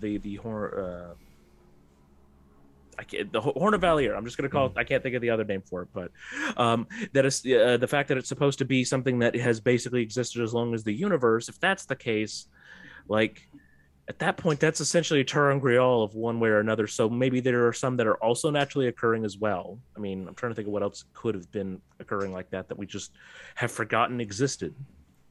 But yeah, I mean, the horn is interesting because it's got that spiral in the curve, and I think that's basically the spinning of the wheel itself in the horn, and so that's that horn. When you blow it, the air goes around that circle, and that's why you're sort of reenacting the Wheel of Time with the horn as the wind that you're blowing. Also, a wind arose in the horn, like just like at the beginning of every book. There just we like go. at the beginning of every book. Yeah, so It all comes back around. it really does. So yeah, there's a certain amount of, I feel like the horn and the wheel were created at the same time by the same person, in my opinion. I don't think it's Terran. I think it's a artifact of the world. It's like to bring up an MCU, it's an Infinity Stone, right? It existed at the beginning of time. It always existed. It was created. Whatever created the world created the horn inside of it. Fair enough. And even though it was way before Elaine knew what she was doing with Turin Grill, she has seen the horn back in book 2, at the end of book 2, before book 3. So she would have at least been able to recognize that much. Yeah, I don't think anyone ever says it's a Terran Grill. Fair enough. It's just the horn, right? I mean, if nothing else, someone would have noticed that before now. That would have made it in one of the legends. So yeah, fair. And also, you can copy Terran Grill. So there would be copies of the horn. Ooh, and that would not be good news. So I really do think it's a unique object. It's not a power-created object in any way, shape, or form. Okay. In my opinion. Yeah, no, that makes sense. My first thought was just the fact that if we are just pulling the world of dreams into the world of the living, it felt like one of the Turin Grills to actually go visit the world of dreams, but it seems to be on a different scale entirely. It does, yeah. I think in a lot of ways it may actually be sort of the corporeal representation of the world of dreams, right? That's sort of the way it wraps around the world. And I don't know. It's see, now we can start getting into avatars of because we have the 3 constants. So you have the Dark One, the Creator, and Teleron Riyadh. Those are the 3 sort of constants of our universe. We hear, I think Varen tell us about that when she introduces the ring. Riyadh. And so we know we've got the avatar of the Dark One, which is Shada Haran. We have the avatar of the Creator. We can argue with me about that, but I think it's Rand, because he's the one who, the land is linked to him, and as the Dark One gets more powerful, he gets more powerful in the opposite direction. But then you have to have an avatar of the 3rd constant, which is Teleron Riyadh. And so the horn or Nakomi. I mean, yeah, I was gonna say, unless it's Nakomi all the way out in the desert, which explains why she knew everything that was going on. Just like, I already know what's gonna happen. I can already predict all of this. Here, your future kind of sucks. Let's not do that one.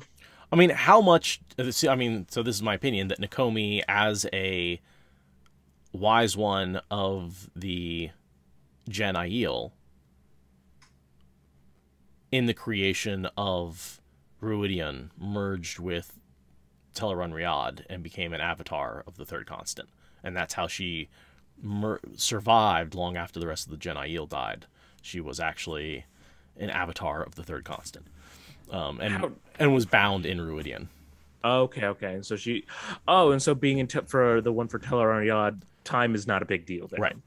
Totally. Cool. Yeah. Okay. Because I was going to say, how did she survive, or how did they merge? Just like, well, probably the same way Slayer did. If we have to, if there's any kind of merging physically, but Teleron Riyadh doesn't care either way. It'll do whatever it feels like. Right.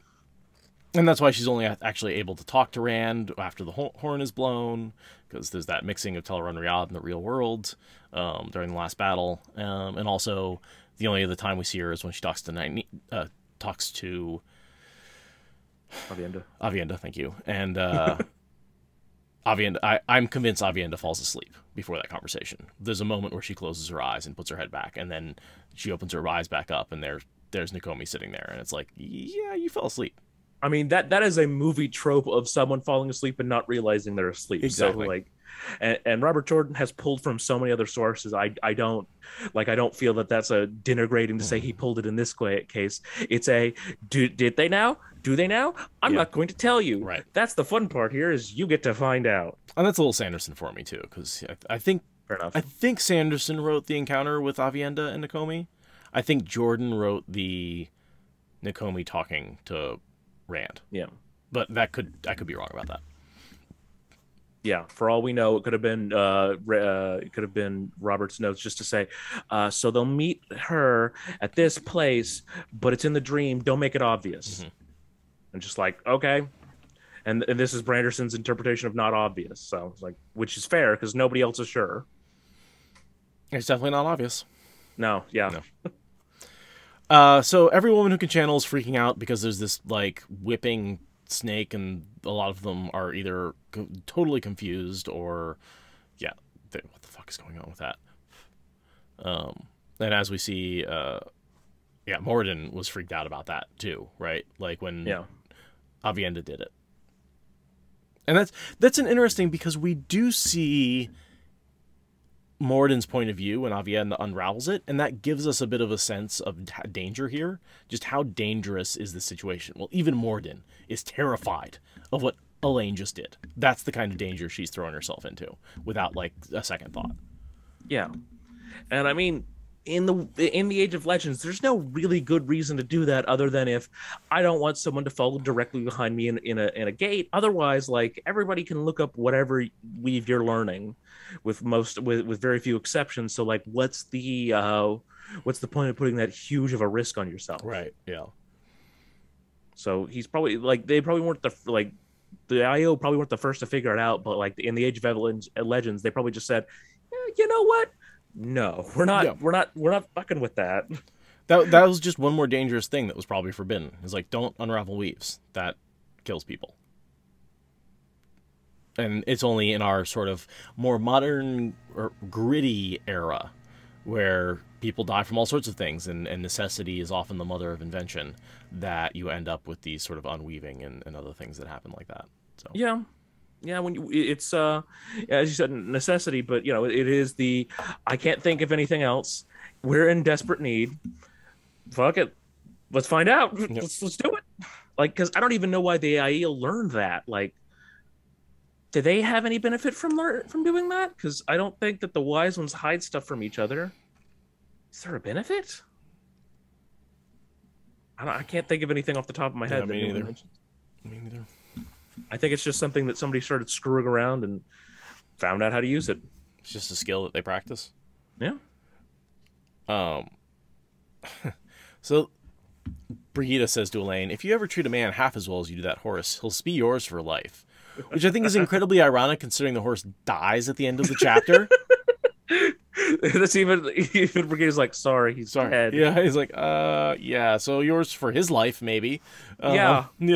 It's a very interesting parallel for Rand. You treat Rand this well, he'll marry you, and then for the rest of his life. Let's not talk about that second part. Then he did, and then oops. Yep. And the other thing that Aradia pointed out to me before we started recording, you know, she named her horse Lioness. And we got that whole chapter where Perrin was making fun of that dude for naming his horse Lion. And we dug into him hardcore for being this like, oh yeah, you ride a lion, don't you? And never realizing the whole time, here's Elaine being like, oh yeah, I'm on Lioness.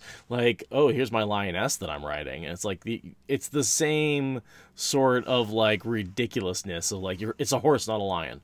True. But she is supposed to reign on the lion throne.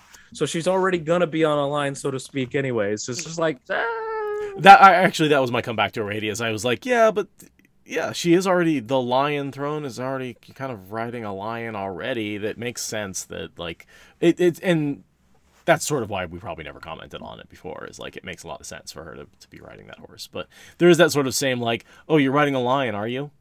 Really? Yeah. I actually forgot about that. How much? Because I forgot completely about the horse named Lion. Yeah. I'll be honest. I did too until, like I said, a radio brought that up. I was like, oh, that's great. Oh my gosh. What does slick mean? Well, I mean, it sounds pretty self-explanatory to me. Of try to grab onto it, and it is going to. Actually, I think about it. It's a cat who doesn't want to be picked up. Like, nope, no, I'm going somewhere else now. They describe it as a live eel with grease. Watermelon with Vaseline. I mean, pick your analogy, right? Like, yeah, no, it's slick, and she is exhausted. Yeah, that can't help in this case. No. Yeah, she keeps describing how she can barely hold on. She can barely do what she's doing right now. Robert Jordan loves to do this to his characters, is put them on the edge of exhaustion and then make them do something really, really strenuous, right? That Rand's whole fight with Asmodean was the day after he was like super hungover, he got really drunk, he got no sleep, he was like, he had just done all this channeling. Like, I remember the morning he gets up and he goes to fight in Rudian, he is just beat the fuck up. Like, he is barely standing that entire day. And then he goes and fights a Forsaken. I think that's like half of the battles Rand has at the beginning. Like, definitely at the end of Dragon Reborn, he's been without sleep for like a month. Mm-hmm. He's climbed into the Stone of Tyr barehanded, and then proceeds to face off against one Forsaken, and then fight Shamael just through the world of dreams. And then there is the battle in Camelin where he just came off from watching from watching Lanfear and Moraine fight, and so he's emotionally just gone. And then, oh look, there go Avienda and Matt. Fuck. So yeah, like he was easily at his wits' end for both of those fights. Just beats the hell out of him. I think it's. Oh yeah, I was gonna say I think it just shows how hard he's trying to make, like how amazing it makes these characters look doing simple things by comparison, and then later we can believe they do these amazing things. Like if they can do all this other stuff exhausted, this is nothing. All I'm saying is you can't age these characters up too much because this is a young person's game for sure. Fair enough.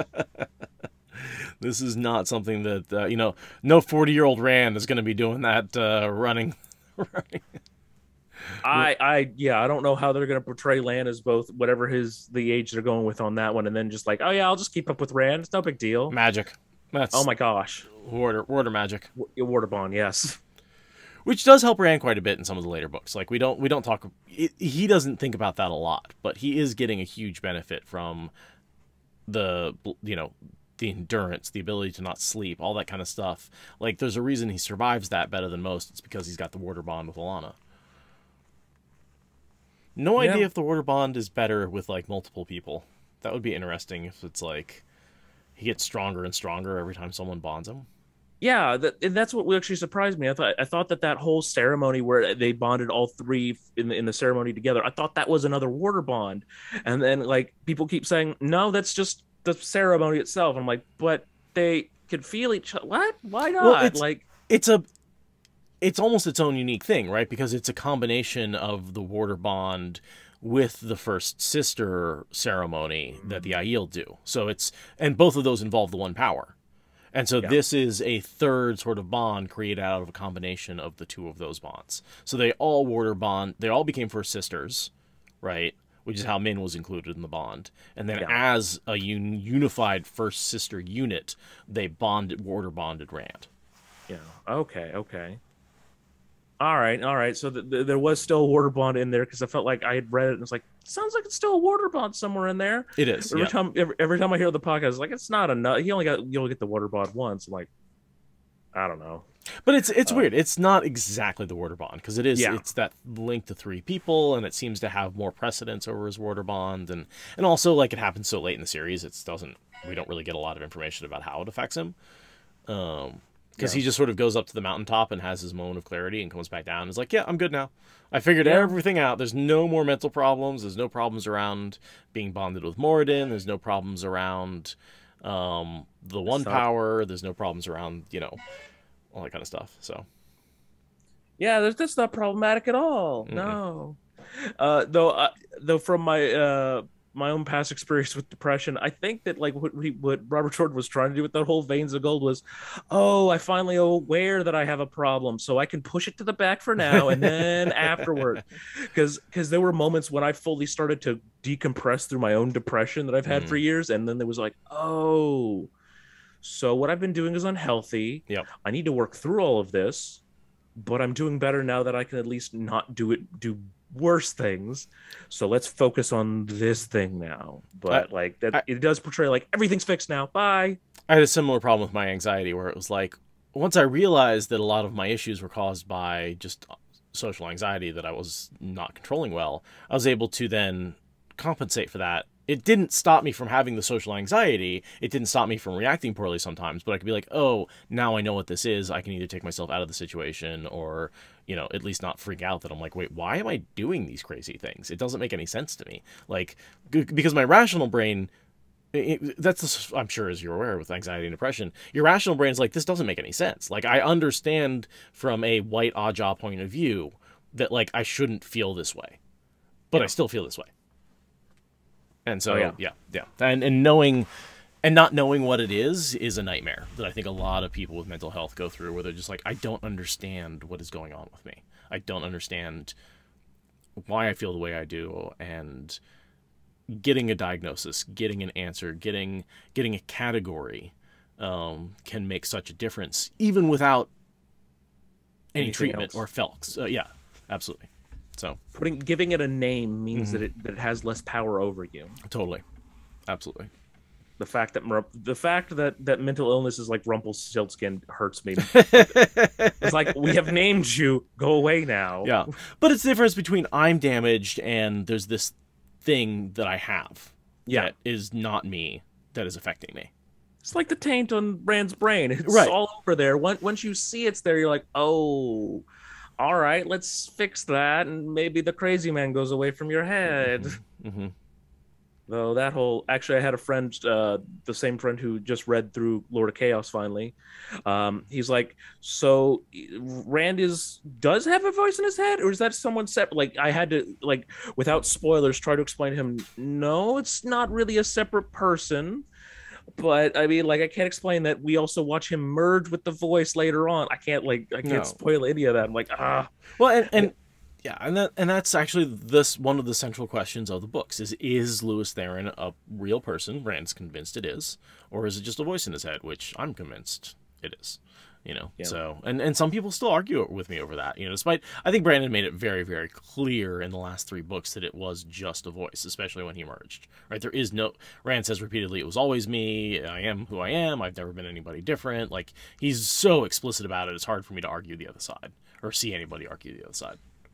True, though. Before I listened to the podcast, I felt still the same way that it was still like a separate person, but it was more of like, Lewis Theron was always me. We were together though, and so now he is like stopped being a separate part though. Like, he was a separate part. Now we are together. But the whole quote from Jordan being, "I was writing this character as a crazy person, and I wanted to see how far I could push that." Like, yeah, okay, that's definitely a voice in his head. Then. Yeah, that's definitely what that is. Like, there's just there's too much supporting evidence to see it otherwise. But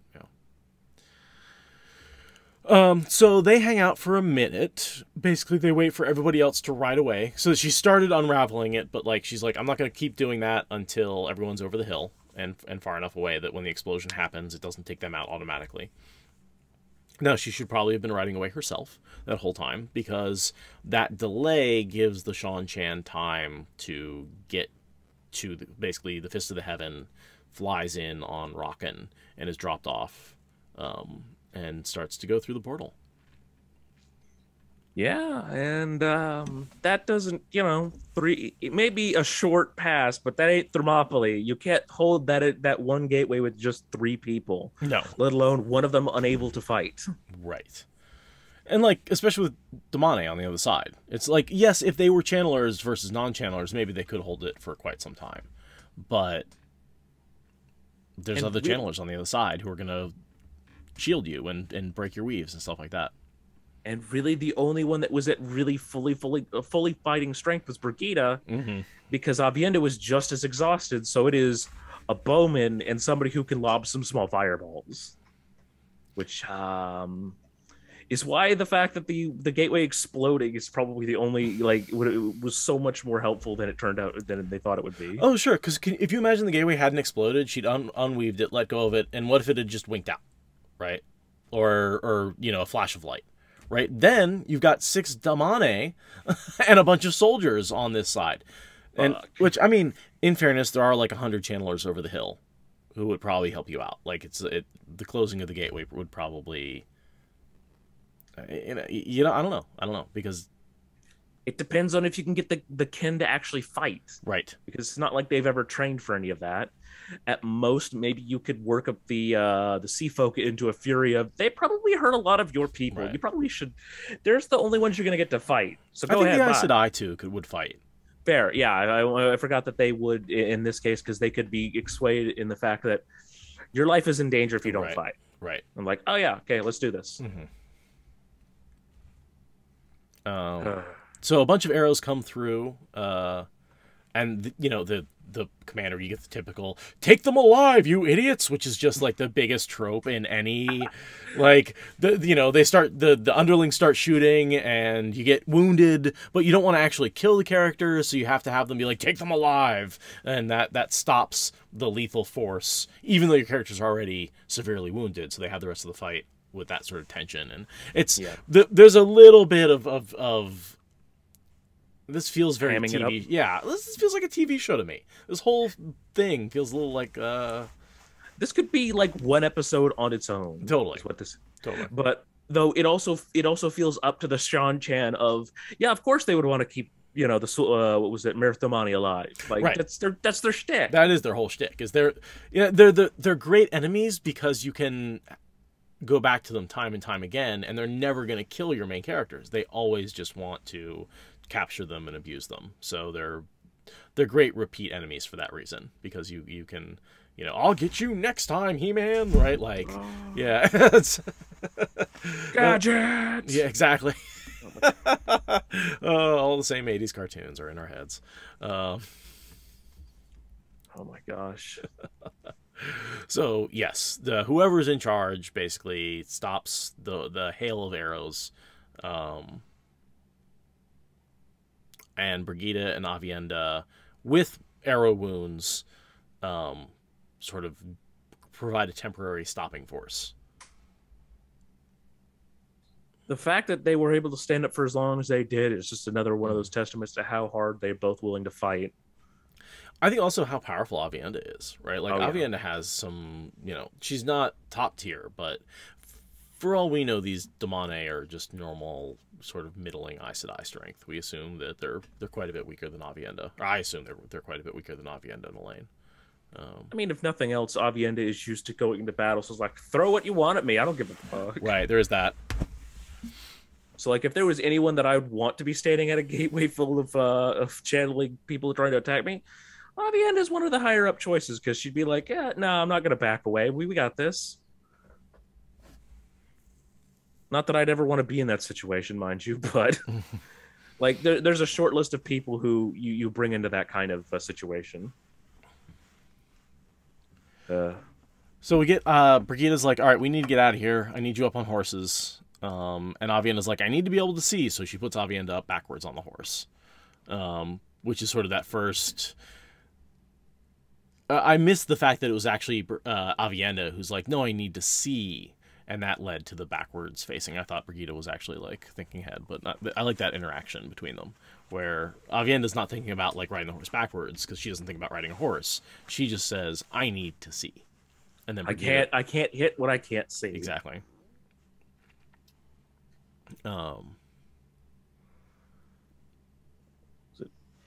Let that bloody thing go before I tell you, and you won't even have to worry about waiting for I need to skin you. I'll do it myself. And then let her have a turn. Yeah. That actually skinning someone and then letting someone else have a turn in the Wheel of Time would actually be possible, because you could like skin them and then heal them and then like turn them over to somebody else, like peel off a strip of skin, heal it. Especially with Nynaeve's healing. Uh-huh. All 5 powers. You don't even have to worry about dying of shock. You'll stay alive. I'll make sure of that. I'll make sure of that. I mean, that's when we talk about the torture that the Dark One inflicts on people, like. And true power healing? True power healing. That don't feel good.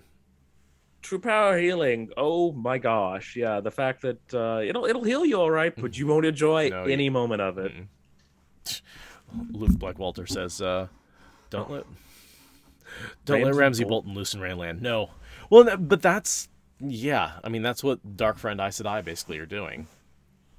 Yeah. That's why everyone fears the Forsaken so much, is basically, that's what Semirog is. She's just Bruce Bolton with the one power. Ooh. It's like, yeah, because I mean, wasn't she the one who was kicked out of being being, what was it? She was a therapist who would torture people to fix their mental illnesses, and they were told either That's Grendel. oh no, Grindel, that's right.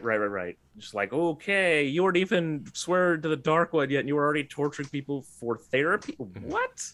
Semrog was sort of the she did things physically. She was wasn't she a doctor? And then and she would exact pain for the healing, basically. And they would come out. She would torture people as she was healing them. But she was like, I can heal people that nobody else could. I think that's correct with Semrog, and that's why she really liked the pain that she caused, and that's why they essentially took away her doctorate and made so you can't be a doctor anymore. And then she turned to the dark side pretty quickly. I think she was one of the earliest to go. Yeah, I think there was an ultimatum of you. I think you would be swearing on the oath rod, you get stilled, or and then her response was option 3, Dark One. Yeah, it's like, I mean, I'm not surprised you took that option, but good grief. Especially because she gets to keep torturing people. Yay! Yeah.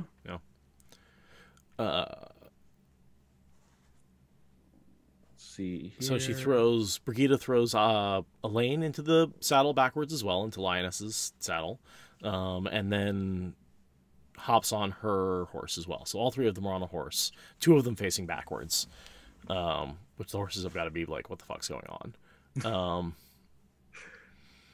Yeah, no, the horses go through a lot in this series. They Not really just do. Bella. Bella definitely goes through the most, but like, wow. This is not a series where people get a horse and it sticks with them for a long time. This is a series where, oh yeah, a horse is a tool and sometimes tools break. I think that's why Bella is the creator. It became such a thing, is because how did she survive 14 books? What? Just like the fact that the amount of luck she had to have that momentary perseverance so many times. You know, you're like, okay, yeah, Aldib makes it through and Mandar makes it through because they're trained war horses, right? Like, where even is Aldib right now? That is a good question, because we assume she was with Moraine when Moraine went through the gateway. Ooh, quick Google on this one. So she, I mean, didn't go through the gateway with her, but like, yeah. Though when you said was with Moraine when she went through the gateway, my brain just went with, now Moraine is on a horse jumping through the Landfear, which is, I know, not at all what was going on there, but that would have been hilarious. Yeah, it does look like her. Following Moraine's disappearance and presumed death, she was stabled indefinitely at the Sun Palace. Oh. So, assuming that Moraine would be able to go back and pick her up if she went back to her native Cairhien. That would have been incredible. She showed up at the last battle with LD. Yeah. Because Tom's like, yeah, we'll go stop by there. They got gateways, why not? Okay, fair enough. That would be less crazy than my first thought of, you have to swing all the way from Andor to Cairhien and then go straight up. Like, whoa. Because that's the whole thing. Because once they get out of the tower, they have a gateway waiting for them. Right. Every day. And so that gateway opens up, and so that once you're with someone who can make gateways, they can send you wherever the hell they want. So,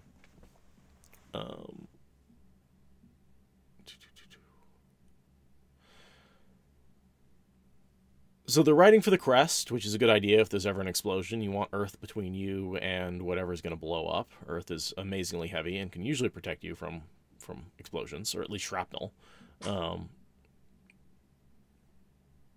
That's why embankments are such a good thing to have in case of an actual battle. And so, but as they're getting there, Avienda runs out of steam, and we start to get people coming through the gateway. And we talked about this, that like, yes, there are people on the other side of the gateway. If it hadn't exploded, that could have been a real problem. But you have allies close by. Yep. And so just as they make the crest, Elaine gets shielded, which means she can no longer hold on to the threads, which I do think is interesting. It's not that she fails. Yeah. Although I do think that she would have, I don't think she could have pulled another thread. Like she says repeatedly, like she's using everything she had just to hold on to the one she's got. Yeah.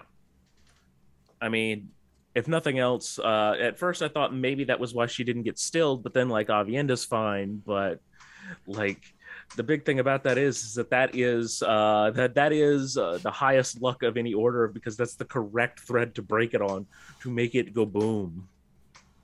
Because then it was such a clean cut on her end. Essentially, it was, I'm holding the gateway, and now I'm not even touching it. Right, and we see it collapse in, right? Down in the meadow, the weave that had been the gateway fell in on itself.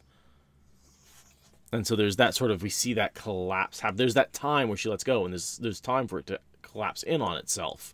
And then I sort of imagine you hear this whoop, boom, you know, like there's that second where it compresses down before it explodes that we see in a lot of the shows. That like just half second before the explosion. Earlier in this chapter, I remember something that has come up. I don't remember if it's been answered before on the show. I know it's been asked before about the gateways and the fact of what happens if you go through the backside. They mentioned that it is very painful. You would not be able to travel through it, though. Yeah, I think it's like a gray fuzzy back. We mentioned it once or twice before. Okay. I know it's been asked before, and I had forgotten if it had gotten answered. Not the first time we asked it, but I think we did eventually find what the back of a gateway looks like. Yeah. Go ahead. Oh, I was gonna say it's nice to have such a definitive answer, though, so that way it's like, here, you have to ask. There, I know the exact chapter you can look at now. And it's also a good description. We sort of get this chaotic edge of the gateway. And I don't know if you can see behind me, but that is a depiction of this exact moment. And it does a good job of sort of this wavering. It's not a square anymore. It's just chaotic going all over the place. You've got Brigida shooting arrows. You've got, I think that's Elaine holding it. Yeah, blonde. And then that's Avienda with a arrow through her shoulder throwing the fireballs, while the Damane is shooting lightning through the gateway. So this is actually this is a very well researched and well done. Unlike all the Sweeney or NK, who's the artist? Daryl K. Sweet covers, which are just not very well researched. This is just a really well depicted, accurate version of what's going on.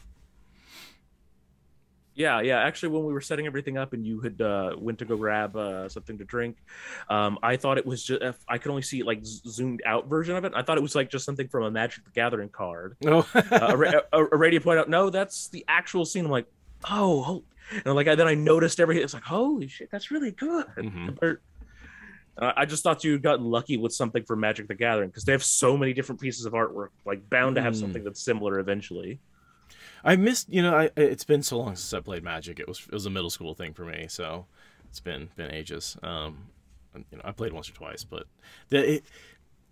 it's for me, it was too much about spending money to collect cards, and I was never into that. I was like, if I can't go buy a pack of cards and then play, like, oh, I have to buy multiple packs of cards? That was sort of when I realized that it wasn't for me. No, the online Magic the Gathering arena is actually pretty good with that. They'll start throwing cards at you. Obviously, they want you to buy more, but like you don't have to buy anything. And I just had fun kind of looking at all the cards myself recently, so that's why I'm even thinking about it. Of all the artwork, yeah. But I know like that's a good source of a lot of fantasy artwork, because they pay artists to create whatever. Several hundred pictures a year. And a lot of times it's using some sort of energy or using some sort of power and all that kind of stuff. And it is elemental based, which like sort of links it to the Wheel of Time, 5 different elements and stuff like that, yeah. Now there's more elements in Magic than 5, but right? 5 colors and then colorless, so. Gotcha. And then they've really dove in the last couple of years about mixing them together. I say last couple of years, from what I mean is they started in 2010. The last decade. That's fine. So I was just like, oh my gosh, the last time I had played before this was 2010. Oh god. So we get the explosion, right? This just massive explosion on both sides. Like we see it here, and then from the Rockin's perspective, it just devastates the land.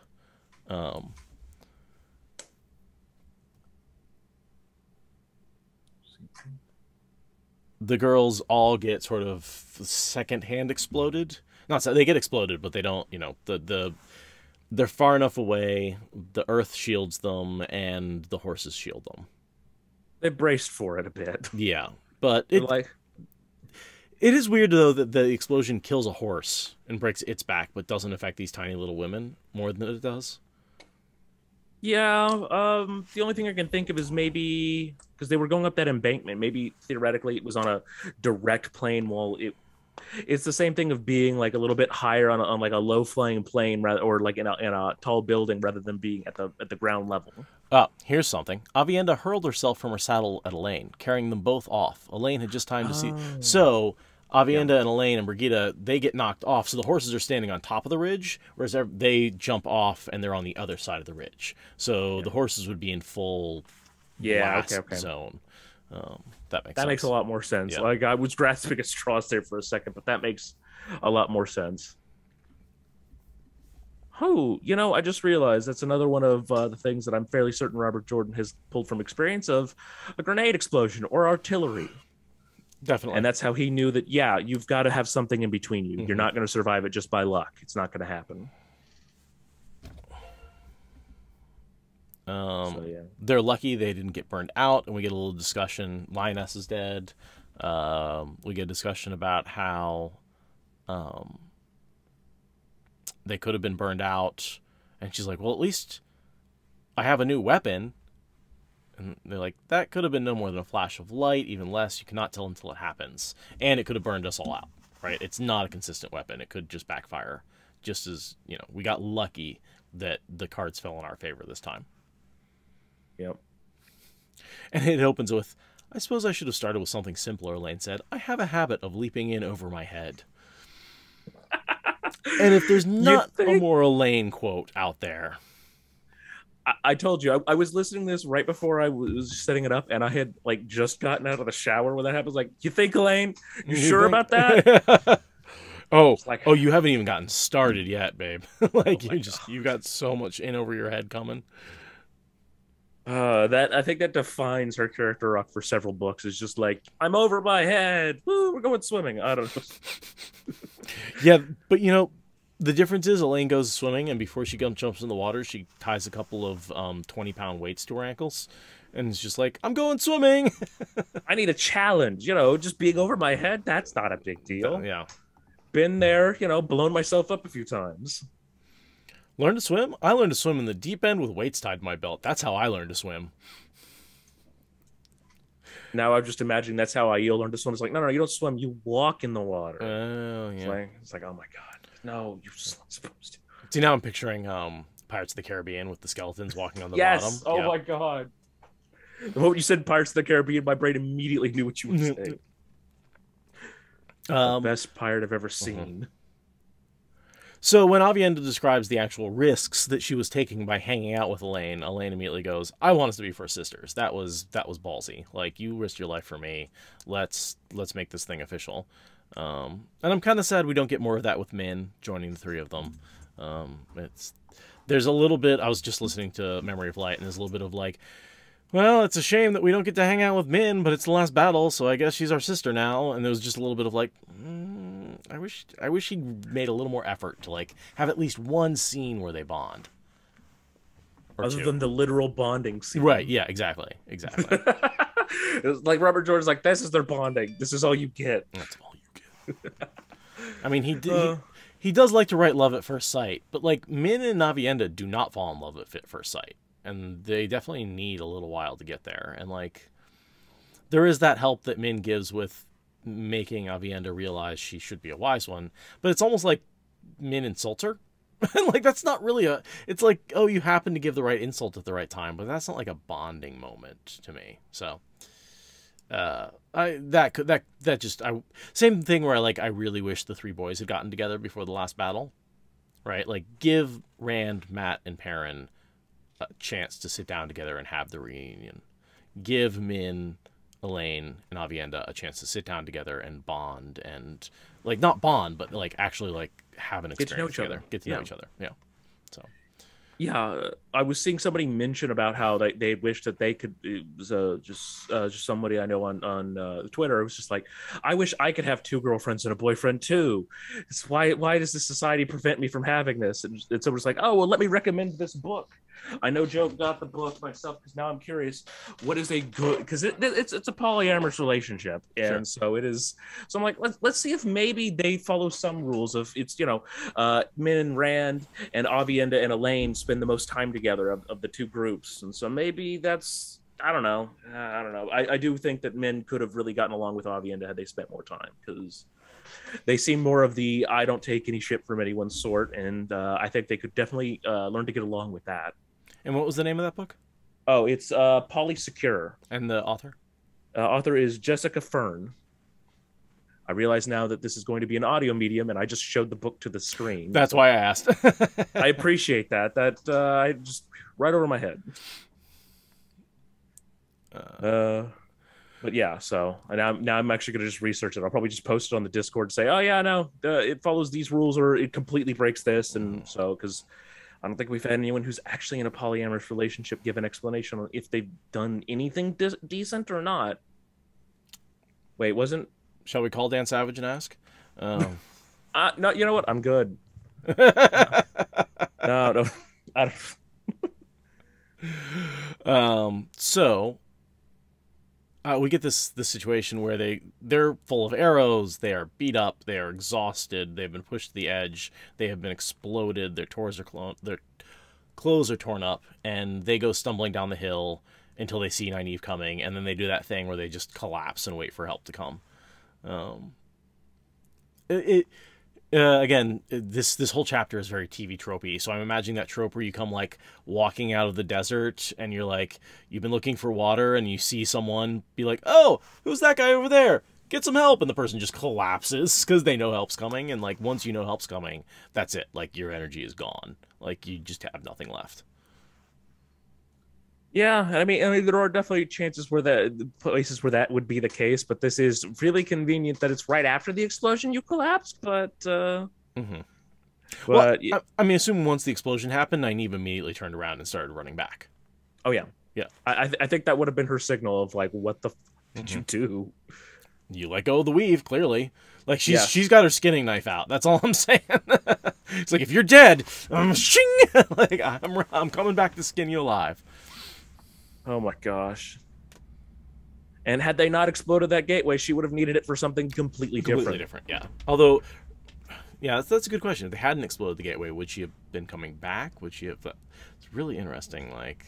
Ooh, well, it depends. How quickly do you think that Domani would have started using attack weaves of any sort? That's a good point. Because the first one of those that throws out, somebody's coming back.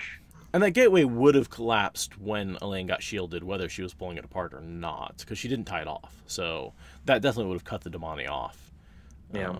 But I guess their goal would have been to take Elaine captive and then force her to open a gateway back. Yeah. Huh. Going through that gateway is not a great decision, frankly. Like, it just really couldn't have ever... Even if they hadn't... It just wouldn't have ended well for them. It was not a great tactical decision. No. They just didn't know what they were doing. They're like, get them. If you capture them, it's fine. And then what? What do you do after you capture them? Let's say you were able to capture them before they left the field and nobody else of the kin or anybody else noticed. Then what? You don't have a gateway back? You don't even know where the fuck you are. Right. Like, for all they know that Elaine burns herself out in this case, and then, like, there's no one to get them back. Right. Oh, well. Okay. So that's the end of that POV. We do get the last couple of pages is actually from the other side of the gateway, from the back of Arakan. And again, this is the only time we get this character, but I like this character a lot. This Shulin. Yeah. And I think Nina Radius speculated, and I'm pretty much convinced that this is the second Rakan, right? The first one that they saw and attacked was Tuon and Maku. They had died in the Olive Grove. That was an attack by the Wise Ones that took down the Rakan, right? And then this was the second one that escaped, and she's still flying around, and she sees all of this going on with her partner. Yeah. Yeah, even if that first one had survived, I don't think they were sticking around after that attack. Let's head back and tell people what we saw here. So, yeah.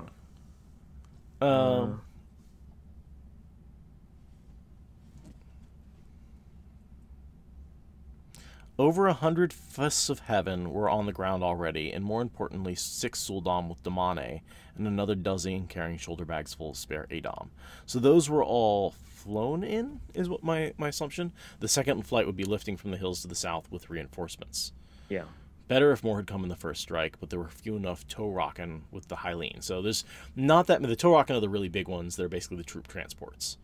The Fists of Heaven are the elite fighters of this group. They're some of the best fighters, which is actually kind of a shame for the Shanchan, because some of their best fighters get taken out in this explosion. It's like, oops, yeah, like 100 of your most elite troops in one which is also probably why they're so careful. Is it's like, wow, those were some of our best soldiers.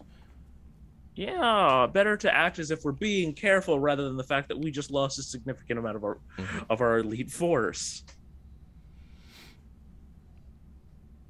It's kind of those things. It's like if you dropped a bomb on a military base, you're like, I'd be like, just base is gone. I'm like, we're gonna wait before we go back in that area. Just a moment. Totally. Figure out what that was. So Suroth is being... So the reason they don't have a lot of Torakan is Haile, Suroth, and her entire entourage are being ferried down from Amadisha. But we never really see them show up. And I'm curious, I'm going to Google really quickly where she is, what she's currently doing. Isn't she the one who took over that Otheon Mier island? Mm-hmm. So she leads the Shanchan in the conquering of the Fortress of Light in Amadisha. So we did see her with Morghese. Right. So she is up there. And then I guess they must have sent this group of Torakan to go fetch her from Amadisha and down to Abu Dar. Which isn't really that far down. It's more like east. But, interesting. So her whole entourage must be coming down on the back of Rakan. Yeah, and it seems they do that with every time they capture a new area. They're like, yeah, bring in the other people, and you get to survey the new conquests. That makes sense. Heaven. Wow, that is a lot. So I don't know why I thought Fists of Heaven, each one was like a group of soldiers, but now that it's individuals, that makes a lot more sense with the way that's phrased. Mm-hmm. Because I was trying to think, is that like an individual like troop unit, like 6 units? It's like 600, or but individuals makes more sense with how they do it. It's like a Fist of Heaven being someone, Fist being an individual, right? Single strike. Because I guess I have seen a fist being described as like 100 troops, right? A fist of, white cloaks. It could be 100 white cloaks or something like that. Yeah. Or 10 white cloaks or some number. But I think it's a title, not necessarily a count. Yeah, that's why I was confused, because if it was more than one, it felt like that's way too many people to get wiped out by this attack. But like, well, also just too many people to be carried by Torakan. Yeah, absolutely. The most lightly armored of soldiers, they were about as hard as the Deathwatch Guard. Some said harder. Oh. So they're lightly armored, but highly agile. Shock troops. Shock troops, yeah. Very advanced. Good fighters, that sort of thing. But probably designed to get in before everybody else. Sort of, I think of them as like Navy SEALs, right? They're like super trained, super mobile, designed to get in there before anybody else, capture high-value targets, and get out. Make it easier for everybody else to do their job. Mm-hmm. Yeah. It's more than 100 Merith Domani is what they mentioned at one point. Where was that? Because they were really certain they were about to take a cash load of people who could channel. They were about to. Yeah. If they hadn't escaped through the gateway, I mean, there's no way to get away from that. Although, going up against like 100 Merith Domani with 6 seems Soldom seems not enough. Just a thought, right? Like, yeah, no. It does seem like they kind of brought a knife to a gunfight. They probably thought that the numbers that they had were way exaggerated. Like, there's no way there's that many. We'll go check it out. Just send 6 of them. But they did see that massive amount of power coming from the Bowl of the Winds. Like, you have to understand how much power that group can wield before you go, look at that massive fount of power. Let's go up against that with 6 Soldom. I'm just saying, it's not that they really do seem like they're just like, oh, let's go get them and get money. They didn't really think through the consequences. Yeah, I think that it was either just a straight bull rush of just like, let's hurry and grab them, or maybe they're like, oh, well, they expended a bunch of their energy and they're all disorganized, so it'll be easy. They won't be able to do organized resistance. Which, like, if they'd actually been fighting, like, I think this entire force would have been wiped out one way or another. Yeah, agreed. There would have just been more casualties among the Kin. Although the Kin aren't much of fighters yet. They will be, but it takes them a little while to get there. Though I do believe 100% both the Sea Folk and the Ice that I would be like, yeah, we're gonna fight back, and we could handle 6 Domani. Yeah, I think the Sea Folk alone could do it, to be perfectly honest. Oh yeah. Or just Link again, right? And then you've got this one mate, you know. Let me show you a fist of heaven. Exactly. Just bam. That's the one thing, like, you can have that's why the Shan-Chan, it just never made sense to me. In battle, right, it makes sense to have individual channelers, because you have, you know, each channeler is so overpowered against a soldier, what you want is them to have their to have divided attention, so they can pay attention everywhere. However, when you have channelers versus channelers, one group of channelers who are in a circle can take out any individual channeler. Yeah. It actually reminds me of the Bronze Age warfare. Like if you've ever heard like the Bronze Age collapse, a lot of what I heard about is why it collapsed so thoroughly is their militaries beforehand were based on chariot warfare.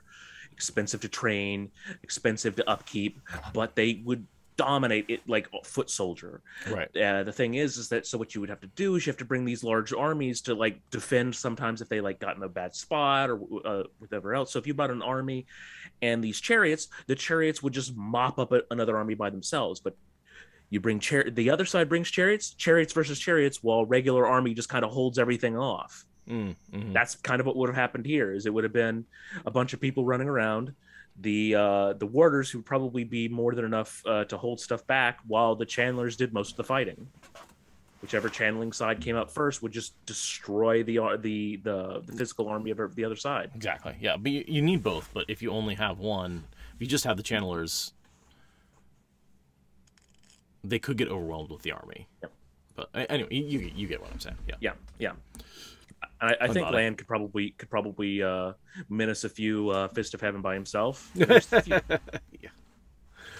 I think Land could probably take out all 100 by himself. That man is a machine. Oh my gosh! I'm not trying to overestimate him, because that was my first thought. Is I think he could probably do it. They're all lightly armored. Right. Like he fights. What was it? 8 Murdral at once or something ridiculous. It's like, oh my god. What the hell? Land gets a little overpowered with his fighting ability without any sort of magic, but whatever, it's fine. Anime fighting style. Yeah, because in the beginning, they're like, well, even Land would have trouble taking out a Murdral, right? And then it's like, did he really get that much better over the 2 years? He seemed like he was already pretty much a badass. More direct experience. Yeah. That's all I can think of. Is just that, like, I don't think there was much Murdral fighting in the 20 years from the New Spring to Eye of the World. I think it was a just lot after like, that. In general, the bad guys get nerfed a little bit, right? The terrifying Trollocs and Murdral in the beginning of the series are not that scary by the end of it. No joke. I saw an article for the Wheel of Time show where like, oh, the Wheel of Time just showed they're menacing bad guys. Like they were talking about one Murdral. I'm like, you might want to dial that back as far as menacing. We're gonna have some bigger fish to fry on that one. I think it really changes to me when the Dance With Me Shadow Man scene, when the 3 women pop out of the back and these Murdral are like massacring the Aiel, and you're like, oh my god, how are they ever gonna stop them? And the 3 women are like, crunch. Like all 3 of them could have destroyed the Murdral, and they all do it all at the same time. And so there's this just like massive destruction of the Murdral, like it's nothing. And I'm like, oh, so Murdral aren't really a big deal anymore. Gotcha. Didn't Naive accidentally use Balefire in that fight, if I remember correctly? Yeah, Balefire, yeah. One of them, I think Elaine probably used fire. Egwene crushed them, and Nynaeve used Balefire. So they erupt with fire out of their mouths. They get squished into little bits, and then Nynaeve, Balefire's whatever's left. So much overkill. So much overkill.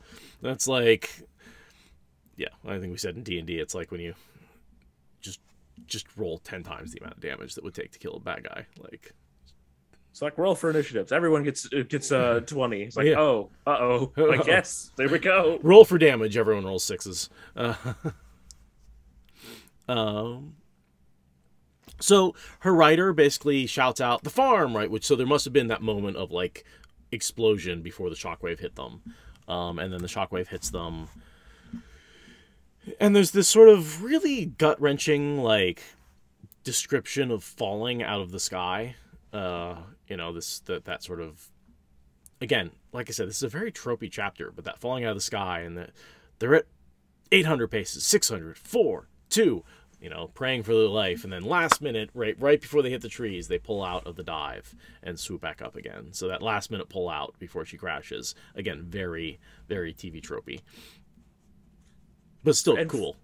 Yeah, and frankly, I think that if Jordan could have gotten away with telling everything before that drop, he probably would have told everything and let them die. But like the fact that there's also need to describe the farm was gone, right, and that is a very one that is also extraordinarily tropey as well. But it's something we need to know that it annihilated both ends of that. And we needed a witness, and no one on the ground could survive. And I don't think he didn't want someone to come in afterwards. He wanted someone to see the explosion and describe the aftermath of it. So that's why you have the tow rocket in the air. Yeah, because if it was somebody just coming in afterwards, you'd be like, oh, well, who knows? Maybe something just caught fire or whatever. I mean, like, this is we nearly died just seeing this. Right. So, yeah, no, fuck that. We're out. I'm gonna go. You guys got your own invasion. I'm going elsewhere. Timber got up under my feet and he had to say hi. He's like, Dad, it's time for a walk. It's 5 o'clock. It's time to walk me. I'm sorry, Timber. I hear my cats here meowing from outside the door too, so I get it. Okay, sweet. Like, let us in. So her basically in that fall, at some point during the fall, I don't know if it was during the explosion or when they snapped out of it, her partner fell off the back and presumably fell to her death. Yeah. The farm is gone. We see the destruction on both sides, both where the gateway was. The gateway blew up both places. It was actually in both places, so when it blew up, it destroyed both. Yeah, and then we sort of get this with this new weapon. These women who called themselves Aes Sedai were true danger. Something had to be done about them. Something decisive. Perhaps if the High Lady Suroth was on her way to Ebu Dar, she would see the need too. Oh, so this is where they got the idea to assault the White Tower. Mm-hmm. I hadn't connected. I thought they were just going to do that regardless. This is they can create friggin' bombs. Let's make sure they can't. At least let's figure out how they do it. So yeah, I wonder, do you think they would have actually tried to go after the White Tower as soon as they probably would have taken a lot longer, but do you think they would have done it at all before the last battle? Had this happened like this? Yeah, I that's one of those things where it's like, would they have done it earlier because there was no weapon, or would they have not bothered because they wouldn't have seen them as a threat, right? So that's tough to say. I prefer to think that this held them off for a while. That's fair. That this sort of, in a way, put a stop to their march across the continent, because they really don't take much after Ebu Dar. This is the last city we sort of see them really take. We see them attack. Well, and part of the reason this does stop them, but the other thing that really does stop them is the end of this book. Rand takes Kalendor out and goes ham on the Shan-Chan, right? And on his own forces too, but it does stop their advance, right? He does just lightning the shit out of a whole, like, battlefield. Rand is like, no one moves from this spot. This is where the line stands. You, everyone, you're not going any farther. Even my people, we're done here. So, I think it was Rand just taking his ball and going home with basically, it. Basically, yeah. Yeah. You don't get to have a battle. I have the battle. Oh yeah, Almoth Plain. Yeah, they fight. fight, so they actually. Oh, yeah, okay. That makes sense. That they fight over Almoth Plain, but Almoth Plain is basically abandoned anyway. It's like they've already taken the spot. So, yeah, this is sort of not the end. Yeah, it's pretty much the end of the Shan-Chan expansion. The massive, the Hylian, the return. They lock down their lands. They start making art, and part of that is that like Tuon ends up disappearing and Suroth ends up looking for her, and there's a whole bunch of stuff that goes on with them. And then Tuon shows back up again and takes back power, and but by that point, then we also have the dragon piece, and so right. Too bad. So yeah, this is does change Abu Dar quite a bit, and we will return to Abu Dar in the next book with Matt, but it's going to be a while before we come back. Oh, right. We drop Abu Dar completely at this point. Completely, yeah. Right. Matt is hidden behind that wall. He's under that wall for 4 years. Oh, my God. For those of us who were reading in because he was, like, this book came out, and I was like, ooh, we're starting in Abu Dar. We're going to find out what happens to Matt right away. Nope. We never go into the city. We never see Matt. No idea what's going on with him. That was the meanest thing Jordan could have done. Yep. He was like, no, you'll find out. Mm-hmm. He could have just like slipped a little bit in the epilogue for. And to me, that's where the slog sort of began for me, because all I wanted to do this whole book is find out what happened to Matt. And so, in a lot of ways, I just I read this book from start to finish and got to the end of it and went, well, what happened to Matt? You know, and it doesn't matter what else happened in this book. All I wanted to know is what happened to Matt. And so, in a lot of ways, I was very angry with this book when it came out, and I was like, oh, Jordan, you dick. Can't believe you did that. Though, as far as the slog, there was one thing that seems to have caught my eyes. A lot of people who have gotten through the series, at least through the first 4 books, where they stall is the middle of 6. Like, I think that if we didn't have Dumai's Wells, I wonder if we would consider Lord of Chaos part of the slog, too. Because, like, so many people just, like, stall out because there's all these details, and Rand goes back and forth, and, like, nobody's keeping track of it, And that's why I think that Fires of Heaven is the superior book. Yeah, I mean, Dumai's Wells is a good thing, but Fires of Heaven, I mean, that battle was what, the percentage of the, like, if you took all of World War I and put it in one battle, right. Which when I realized when those numbers were read out to me on because I was here for the live episode of that, I'm like, holy crap. That is a massive battle, and then the last battle becomes essentially World War II all at once for the casualties they have. Yep. Wow. Just kind of, it's all over the place from here. Sure is. All right, well, that's the end of the chapter. Kayla, I want to thank you so much for joining me, despite the problems with the radio stuff and making it through this whole chapter. It would have been terrible to do it by myself. Hey, I mean, I do miss having her on, but I'm glad that if it had to happen, it was a place where I could at least be felt. Thank you so much. That was definitely saved me a night of work. So I really appreciate that, and your insight was great. I really do appreciate the good conversation we had, and thank you for coming to SpoilerCon as well. I hope that I meant to ask you, like, what did you think about SpoilerCon? SpoilerCon is fantastic, like, especially with the fact that a lot of the people I knew and the people I didn't know, like, I instantly not only just had something to talk about, but like the fact that it felt like I never felt out of place the whole time. Nice. Like, I felt welcome, and you know, it was an absolute blast of just things of. It also helps that it was a subject matter I love a lot. So yeah, all those things come together. That's great.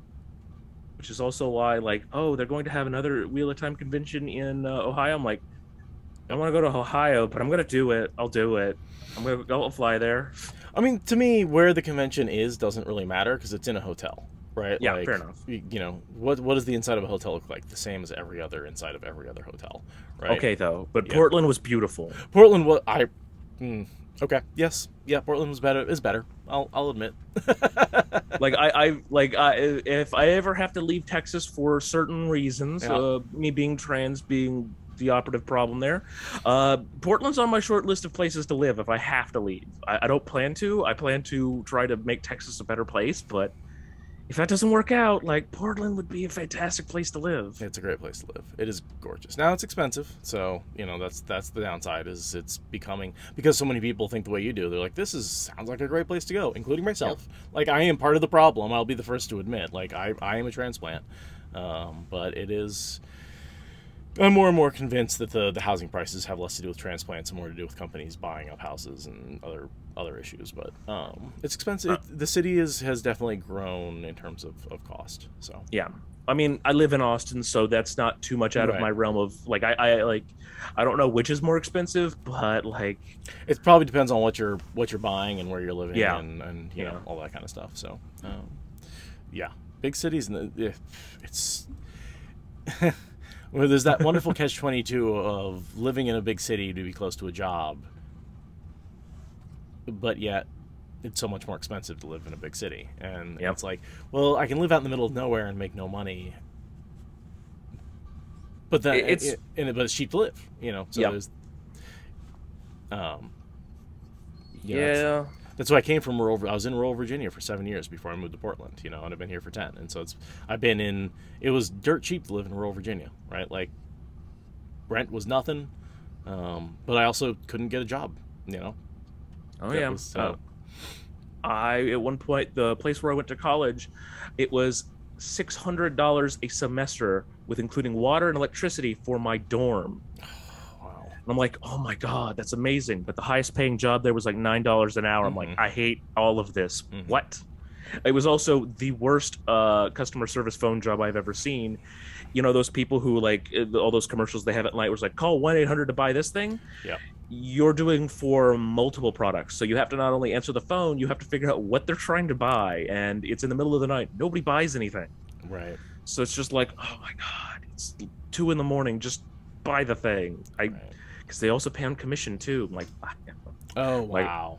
So I'm like, I don't want any of that. I don't know. So, and that's the other problem is, like, the jobs you actually get in the middle of nowhere, they either they need to be done remotely like that, in which case they're just shitty jobs, and they're just looking for, like, cheap labor, and then you're competing with all the other places where there could be cheap labor, right? That could work remotely, and that's tough. So it's a conundrum that I've puzzled over it my whole life. Is like, do you live where it's expensive but you can make money, or do you live where it's cheap but you can't make money? And that's wait for it. Just wait for us to get good internet everywhere, and then all of the jobs will be terrible and pay well, or everything will be expensive. I don't know. Well, and what I found is a lot of the jobs that I like aren't necessarily internet based. I love cooking, right? I love doing something physical, and the idea, the idea of being at a nice restaurant in the middle of nowhere and making decent money just is not going to happen, right? Like, would you like mayonnaise with that, sir? It's bad.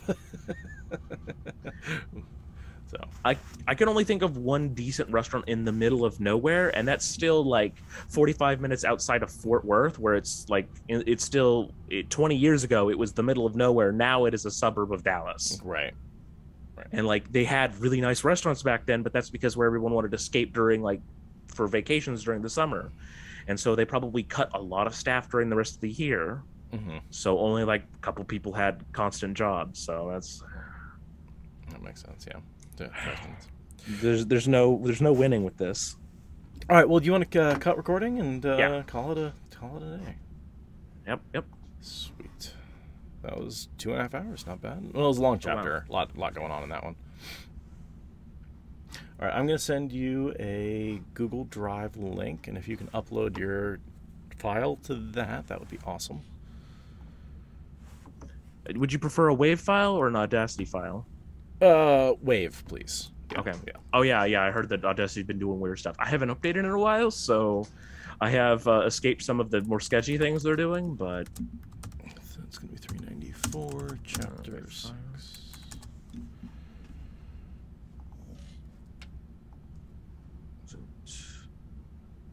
Get link.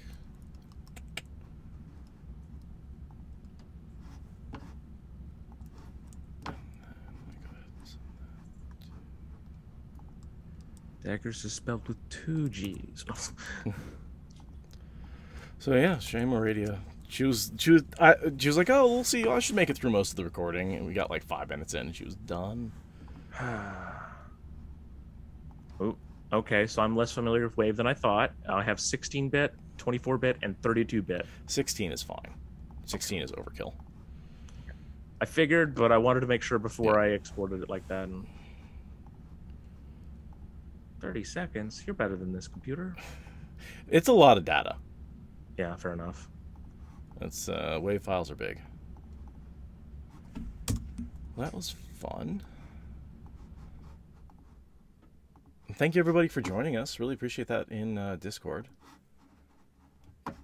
It's definitely different to be on this side of it. Yeah, what was the experience like? I did have definitely enjoyed it, although I definitely because when you had the open call last year, I'm like, I'd love to, but also I'm really nervous because I couldn't think of anything I could have to contribute. Although I do realize the only thing I could think of at the time was essentially me going, well, the perspective of someone who's trans, but oh wait, I'm not out yet. Do I want to come out on an episode of Wheel of Time spoilers? Maybe. I seriously considered it at one point last year of doing one of the episodes like, okay, I'm trans. I know I haven't said that before, but this is how I'll reveal it. That'd be fun. But I mean, obviously you've revealed it before that point. Yeah. Now I have. I just like I wasn't sure how well that would work out because I also still hadn't engaged exactly how the audience would work out. I was like, Right. I think they'll be cool, but I don't like one of my at the time I was dealing with my closest friends not being cool with me being trans before I had come out. So like, I don't know. Am I really that good of a judge on character with that one? You know, but I certainly don't think that's the only thing you have to contribute, right? I mean, there's a lot of opinions and Wheel of Time stuff, and just True. as a Wheel of Time reader, I think we all have opinions and ideas and thoughts. More. That's why I love getting just random folks on here. It's because there's more in people's heads than I think they realize. Yeah, and I'm definitely realizing that tonight. But I'm also really my biggest critic. Oh, of course. So, well, welcome to my life. Try editing your own content. My God, the number of times I go, "Why the fuck did I say that? You goddamn moron!" To myself when I'm editing. Yeah, all the time. I tried starting a YouTube channel years ago, and like editing myself. Like, I took 2 hours of content and condensed it into 4 hours of content and condensed it to 15 minutes. And I'm gonna be honest, like, it took me 40 hours of editing, and I'm just like, I hate this. I hate listening to myself. Make it stop. I try and think of it, for me, editing is more like carving away at a chunk of marble, and like, just, I try and cut away what doesn't fit. I don't try and create something new out of what's there. All I'm doing is carving away the ums, the uhs, the transitions, the awkward stuff that doesn't work, the bad jokes that land flat. You know, I'm not trying to change what's there, but I'm just trying to make what's there flow as smoothly as possible. And that philosophy has helped me. Because it's so easy to go in, like with video editing, and like, you know, people who are making movies, they're putting together every single scene, and they're constructing something from scratch. They're constructing something new out of all these pieces. Right. That's not what I'm doing with this podcast. I'm just trying to take the conversation that we're having and present it the best version of it that I can come up with. Okay. Right. And the best version doesn't have to be good. Like, if the conversation's not good, you know, then that's the conversation you're going to get. I'm not trying to invent a new conversation. I'm not trying to put words in someone's mouth. I'm not trying to script anything. I'm just trying to help people make the points they want to make without any of the, you know, we all do that thing where we're like, oh, I didn't really want to say it that way, or we go back, and you can see that in someone's, when you're editing, you very quickly pick up on someone's false starts or someone's, you know, missteps, and sometimes you can cut them out and sometimes you can't, and basically I just want our listeners to hear what we have to say without suffering through the way we say it. Fair enough. And that's because I don't like the way I talk. I hate the way I talk, you know. That's what got me into podcasting, is like I don't feel like I'm good at conversation, and so I wanted to go in and edit my conversation and give and be like, okay, what I actually wanted to say was this, a shorter version of what I was saying. And so yeah. And I could totally feel for the I don't want to hear myself talk, because with being trans, my voice causes me psychic pain. It's like, fair. Oh, cool. Yeah. So I'm going to enjoy listening to this episode when it comes out on double speed, just because then my voice will sound more high pitched. I can give you a pitch shift if you want. Actually, I've been trying to practice on it more myself, but like I was like, I could try, but I'm gonna wobble through the whole thing, and that's gonna be obnoxious for everyone else. So I was just gonna power on through it. But I'm just saying, like, I mean, if you want, that's entirely. No. I can always give you an octave or two higher. It's always there's software that does that shit. It's fun. you keep telling me that, and now I'm just like, I want to know what the software is, and yes, do that. But I'm like, I feel like I'm both like, I want to preserve it the way it was made, but then also like, Here, I can set it. you know up that real quick. euphoria I was telling you before about someone saying man, yeah, that the idea of my voice being an octave higher is giving just the thought of that. Yes, I'm gonna have to just say it. I'm going to say I'm embarrassed to say yes, but I'm going to say it. I'm not going to let shame stop me. Yeah, that's easy to do. We can play around a little bit so we can nail it. What software do I want to open up right now? Because I can do a live preview if I get this going, at least with my voice. Let me spend a minute or two messing with audio stuff. Also took me a moment because it's been a while since I used Google Drive, but I finally figured out how to upload the nice. audio. I'm just like, it doesn't show an upload. I was like, oh, new, right, upload. There we go. Okay. So I'm gonna actually, let me delete this. Again, instead of messing with my current setup, let me just create a new one really quick.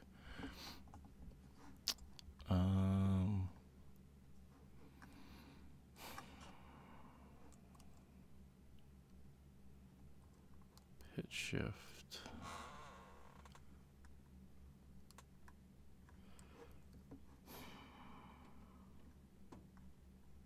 It's so much harder when I'm doing it in front of an audience.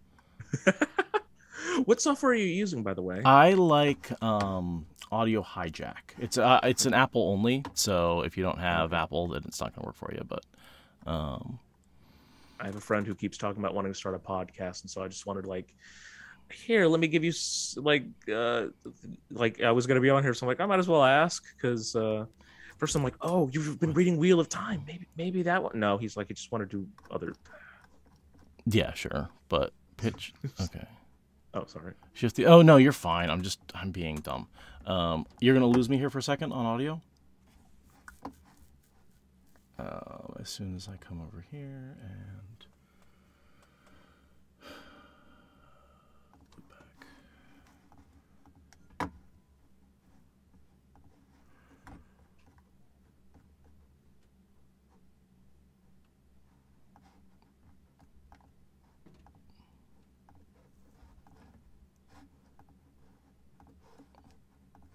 Okay, can you hear me?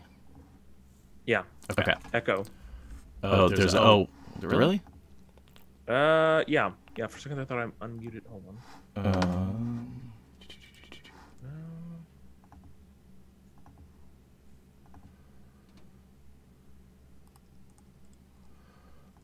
Microphone should be a little back.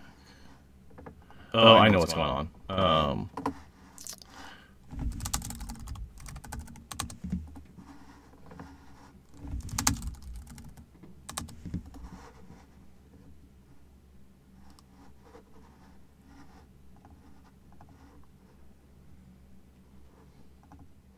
All right, is the echo gone now?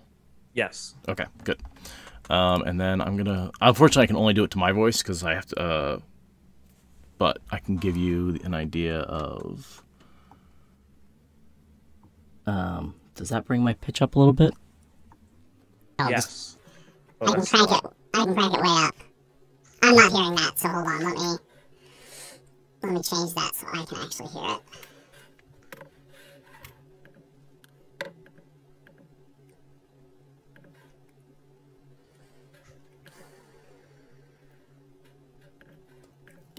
Okay, no, that's not working. Sorry, I'm trying to do too much of this on the fly.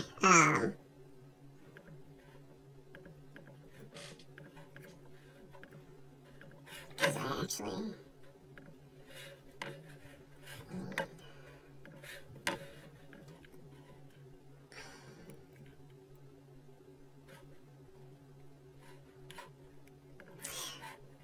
Whatever.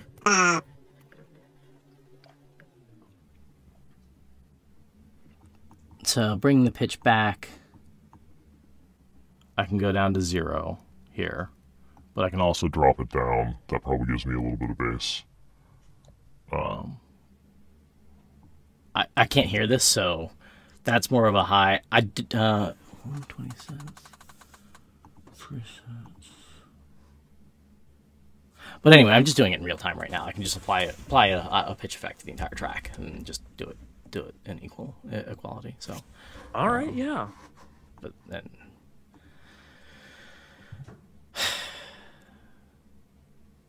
Are we still live? I'm sorry. Hi, the 3 people who are still with us. Hi, Abigail, Luke, and TC Traveler. Appreciate watching me troubleshoot on live camera. This content you all crave. Oh, yeah, you're double up. That's funny. So because I don't want to go up to like sounding like a fucking helium. I just want to get up to like an octave or 2, and that's tough to. I'm not sure how to exactly dial that in here. Cause like that's about the lowest adjustment I can make. Wow. Is that still pretty high pitched? No, it's fairly subtle. Very okay. Like if I didn't know what your voice sounded like, I probably wouldn't have been able to notice. And then I can sort of come up to here. That's just a slightly higher adjustment. And then this one probably is really high pitched. We're getting there. Yeah. This is the realm where it's easy to discern that it's left a realm of normal. Right, and now I can really crank it up, and we'll see. See how I sound. How's this? A little high pitch? Some chipmunky? I thought your name was Seth, not Alvin. Alvin of the Chipmunks. Hey, Alvin! Christmas time is coming. I don't know. I've not learned Christmas songs, but... At that point, it's so high pitched, your microphone is peaking, and I can't even hear it. The microphone's just like, no, we're not doing this. All right, let's bring it back down to something reasonable. But yeah, the pitch adjustments are fun. But wow, I'm deleting that block. No, and I've got all sorts of live. I can do speed stuff, and I can do all sorts of effects in real time if I want to with the software, but it's not worth it. Not normally, no. Yeah. Yeah. Mostly I like to do that in post-production because. Okay.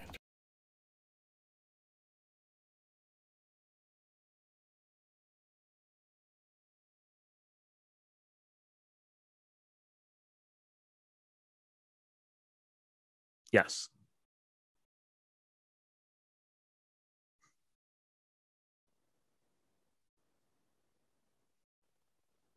Hey, it was a lot of fun. I wish I'd probably taken the offer up back when it was open call last year, but better late than never. And the money went to the charity it's a really good charity, so I don't mind.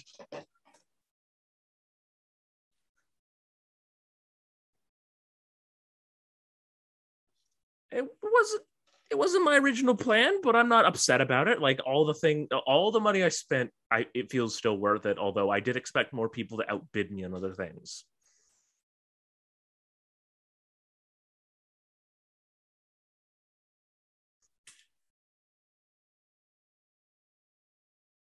Right. I'll just. Yeah, I'm gonna have to keep it in mind next time. But what was it? Like I've got some of the books right here. If you look right here, that's the signature from Jordan. And so I actually had gotten the full set of Wheel of Time up here for hardbacks. And I originally had it up there, but I showed a picture of it to my friend. He's like, no. If it's gonna be on a recording, keep it right here so you can keep it in the line.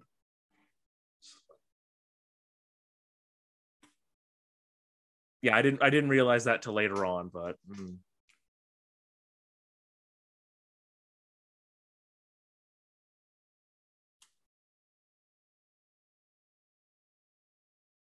Yeah. Oh.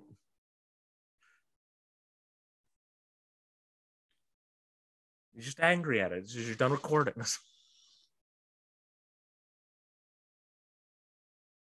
Oh. Must have cut off.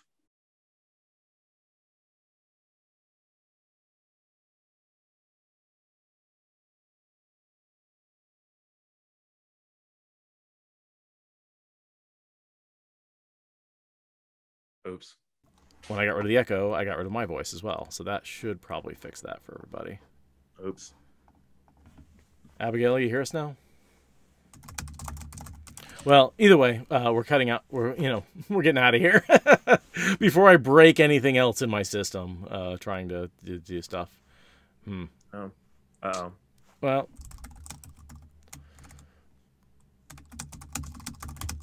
I'm just sad that I didn't have the Big Tam joke books ready yet. I would have started reading those at the beginning. oh no, those are all so good. That was probably the one thing, other than like the signature, and I really did actually want to be on the episode, that I probably would have kept bidding on even if outbid. Everything else I could have like gone to the wayside. Mm-hmm. But like the joke book, I'm like, but that's Tam joke book. Yes, I have to have that. I don't know why I want dad jokes that badly, but I do. Uh-oh.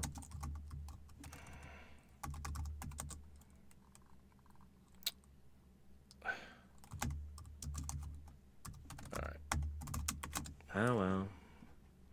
I hope asking you about that didn't break some of your system. No. But what I probably have to do is close and reopen stuff, and it's just not worth to do that for the. Yeah. Alrighty then. Well, right. This was a lot of fun. It was. I really appreciate you coming on, and hopefully we can do it again sometime, or just hang out. Just SpoilerCon. Are you making it to JordanCon and SpoilerCon and WattCon and all this stuff in the future? That is my plan so far. Okay. If everything goes right, that is absolutely what I want to do. It could always fall through, but I already have a ticket from the 2020 JordanCon that I pushed forward for this next one. So gotcha. Yeah, so you weren't at JordanCon this year, right? No, I was like, I don't know. I'll wait to see how the numbers go, and I now realize that the numbers were better then than even in October. So like, I know it was. I got so frustrated with that, with the whole world, where it was like, hey, we're gonna be great, and like I was like, SpoilerCon's gonna go so well because the world's gonna open up, and I wasn't even like, are we gonna need masks? Probably not. We're all gonna be vaccinated, and then everything shut down again. Well, I'm from Texas, so it was safer in Portland than it was at home. Yeah. Jesus Christ. I spent 3 years in Houston. I don't know if you knew that. Yeah. And I'd say spent them like, served 3 years in Houston like I was in a fucking jail. I was from Texas, and I agree with you. That is how you live in Houston. You spend time. I was a little kid, so fortunately it wasn't like that big of a deal, because I was just like, I went to school and I fucked around outside. But I remember how hot it was. I remember how miserable everybody was. I remember how racist everybody was. Like, it was bad. Yeah. The fact that the more laws they try to pass because, Houston thought of, let's do the 24-hour voting or drive-through voting, both of which keep people from, people who, would otherwise not be able to do it, gives them a chance. No, we can't have that. People might be able to actually vote. I hate the state legislature. The only thing I can say is that somehow they managed to be killing their own voting base. So we'll see how the next election goes for the governor. I don't even, at this point, I'm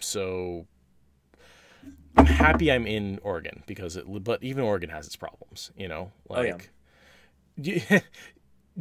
what the Republicans did, and you'll find this pretty ironic, to keep the Democrats from passing any legislation in Oregon?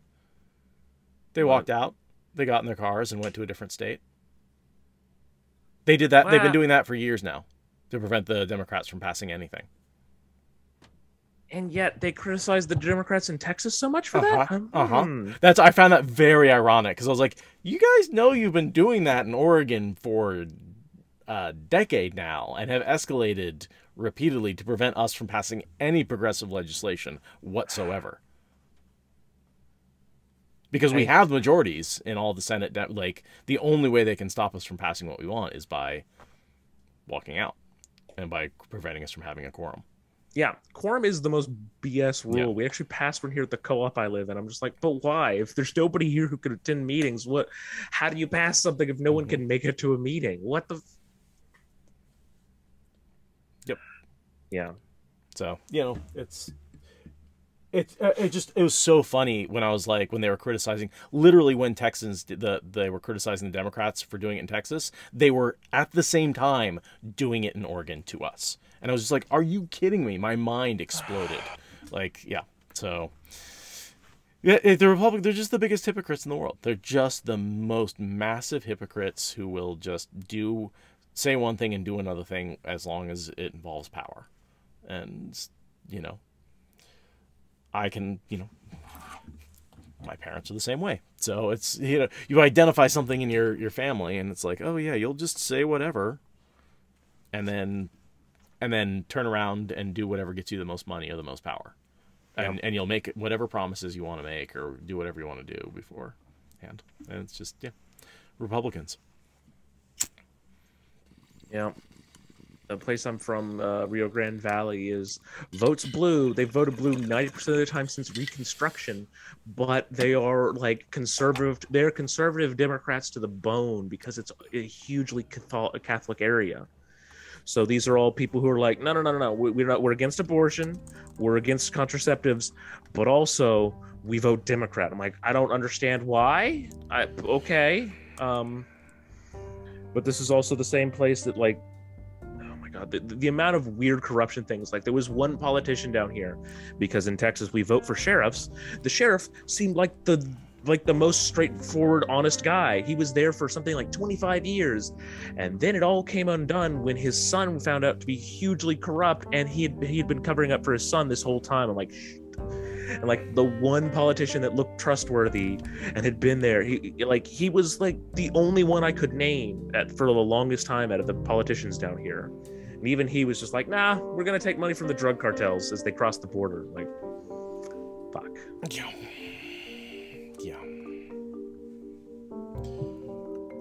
All right. Well, Timber's literally pawing at my leg. Oh, He's yeah. like, Sorry about that. I really gotta get it. So anyway, sorry. He hates it. Some days, man. He knows when I'm done recording too. I swear to God. Like, because it must be something in the way my posture changes or something like that. But he can tell, and then he's like, okay, let's go. And if I try and fuck around, he gets up in my business. At least he can tell the difference, and it's not just there the entire recording at this point. He's stupid smart. He reads me like a goddamn book. I can't pull anything past him. He reads my body language. He knows too many words. It's like, he doesn't know sentences or anything, but when certain words pass my lips. Words end recording. Yeah, I swear to God. Like, I think it's that whole, all right, guys, I'll see you later. He's like, what? Okay, that's it. That's the signal. I know that when you make that thing, it's like, so he's literally just. All right. Thank you for listening to the Wheel of Time Spoilers podcast. Rate us in the Apple Podcast app or support us on Patreon. Is that good enough?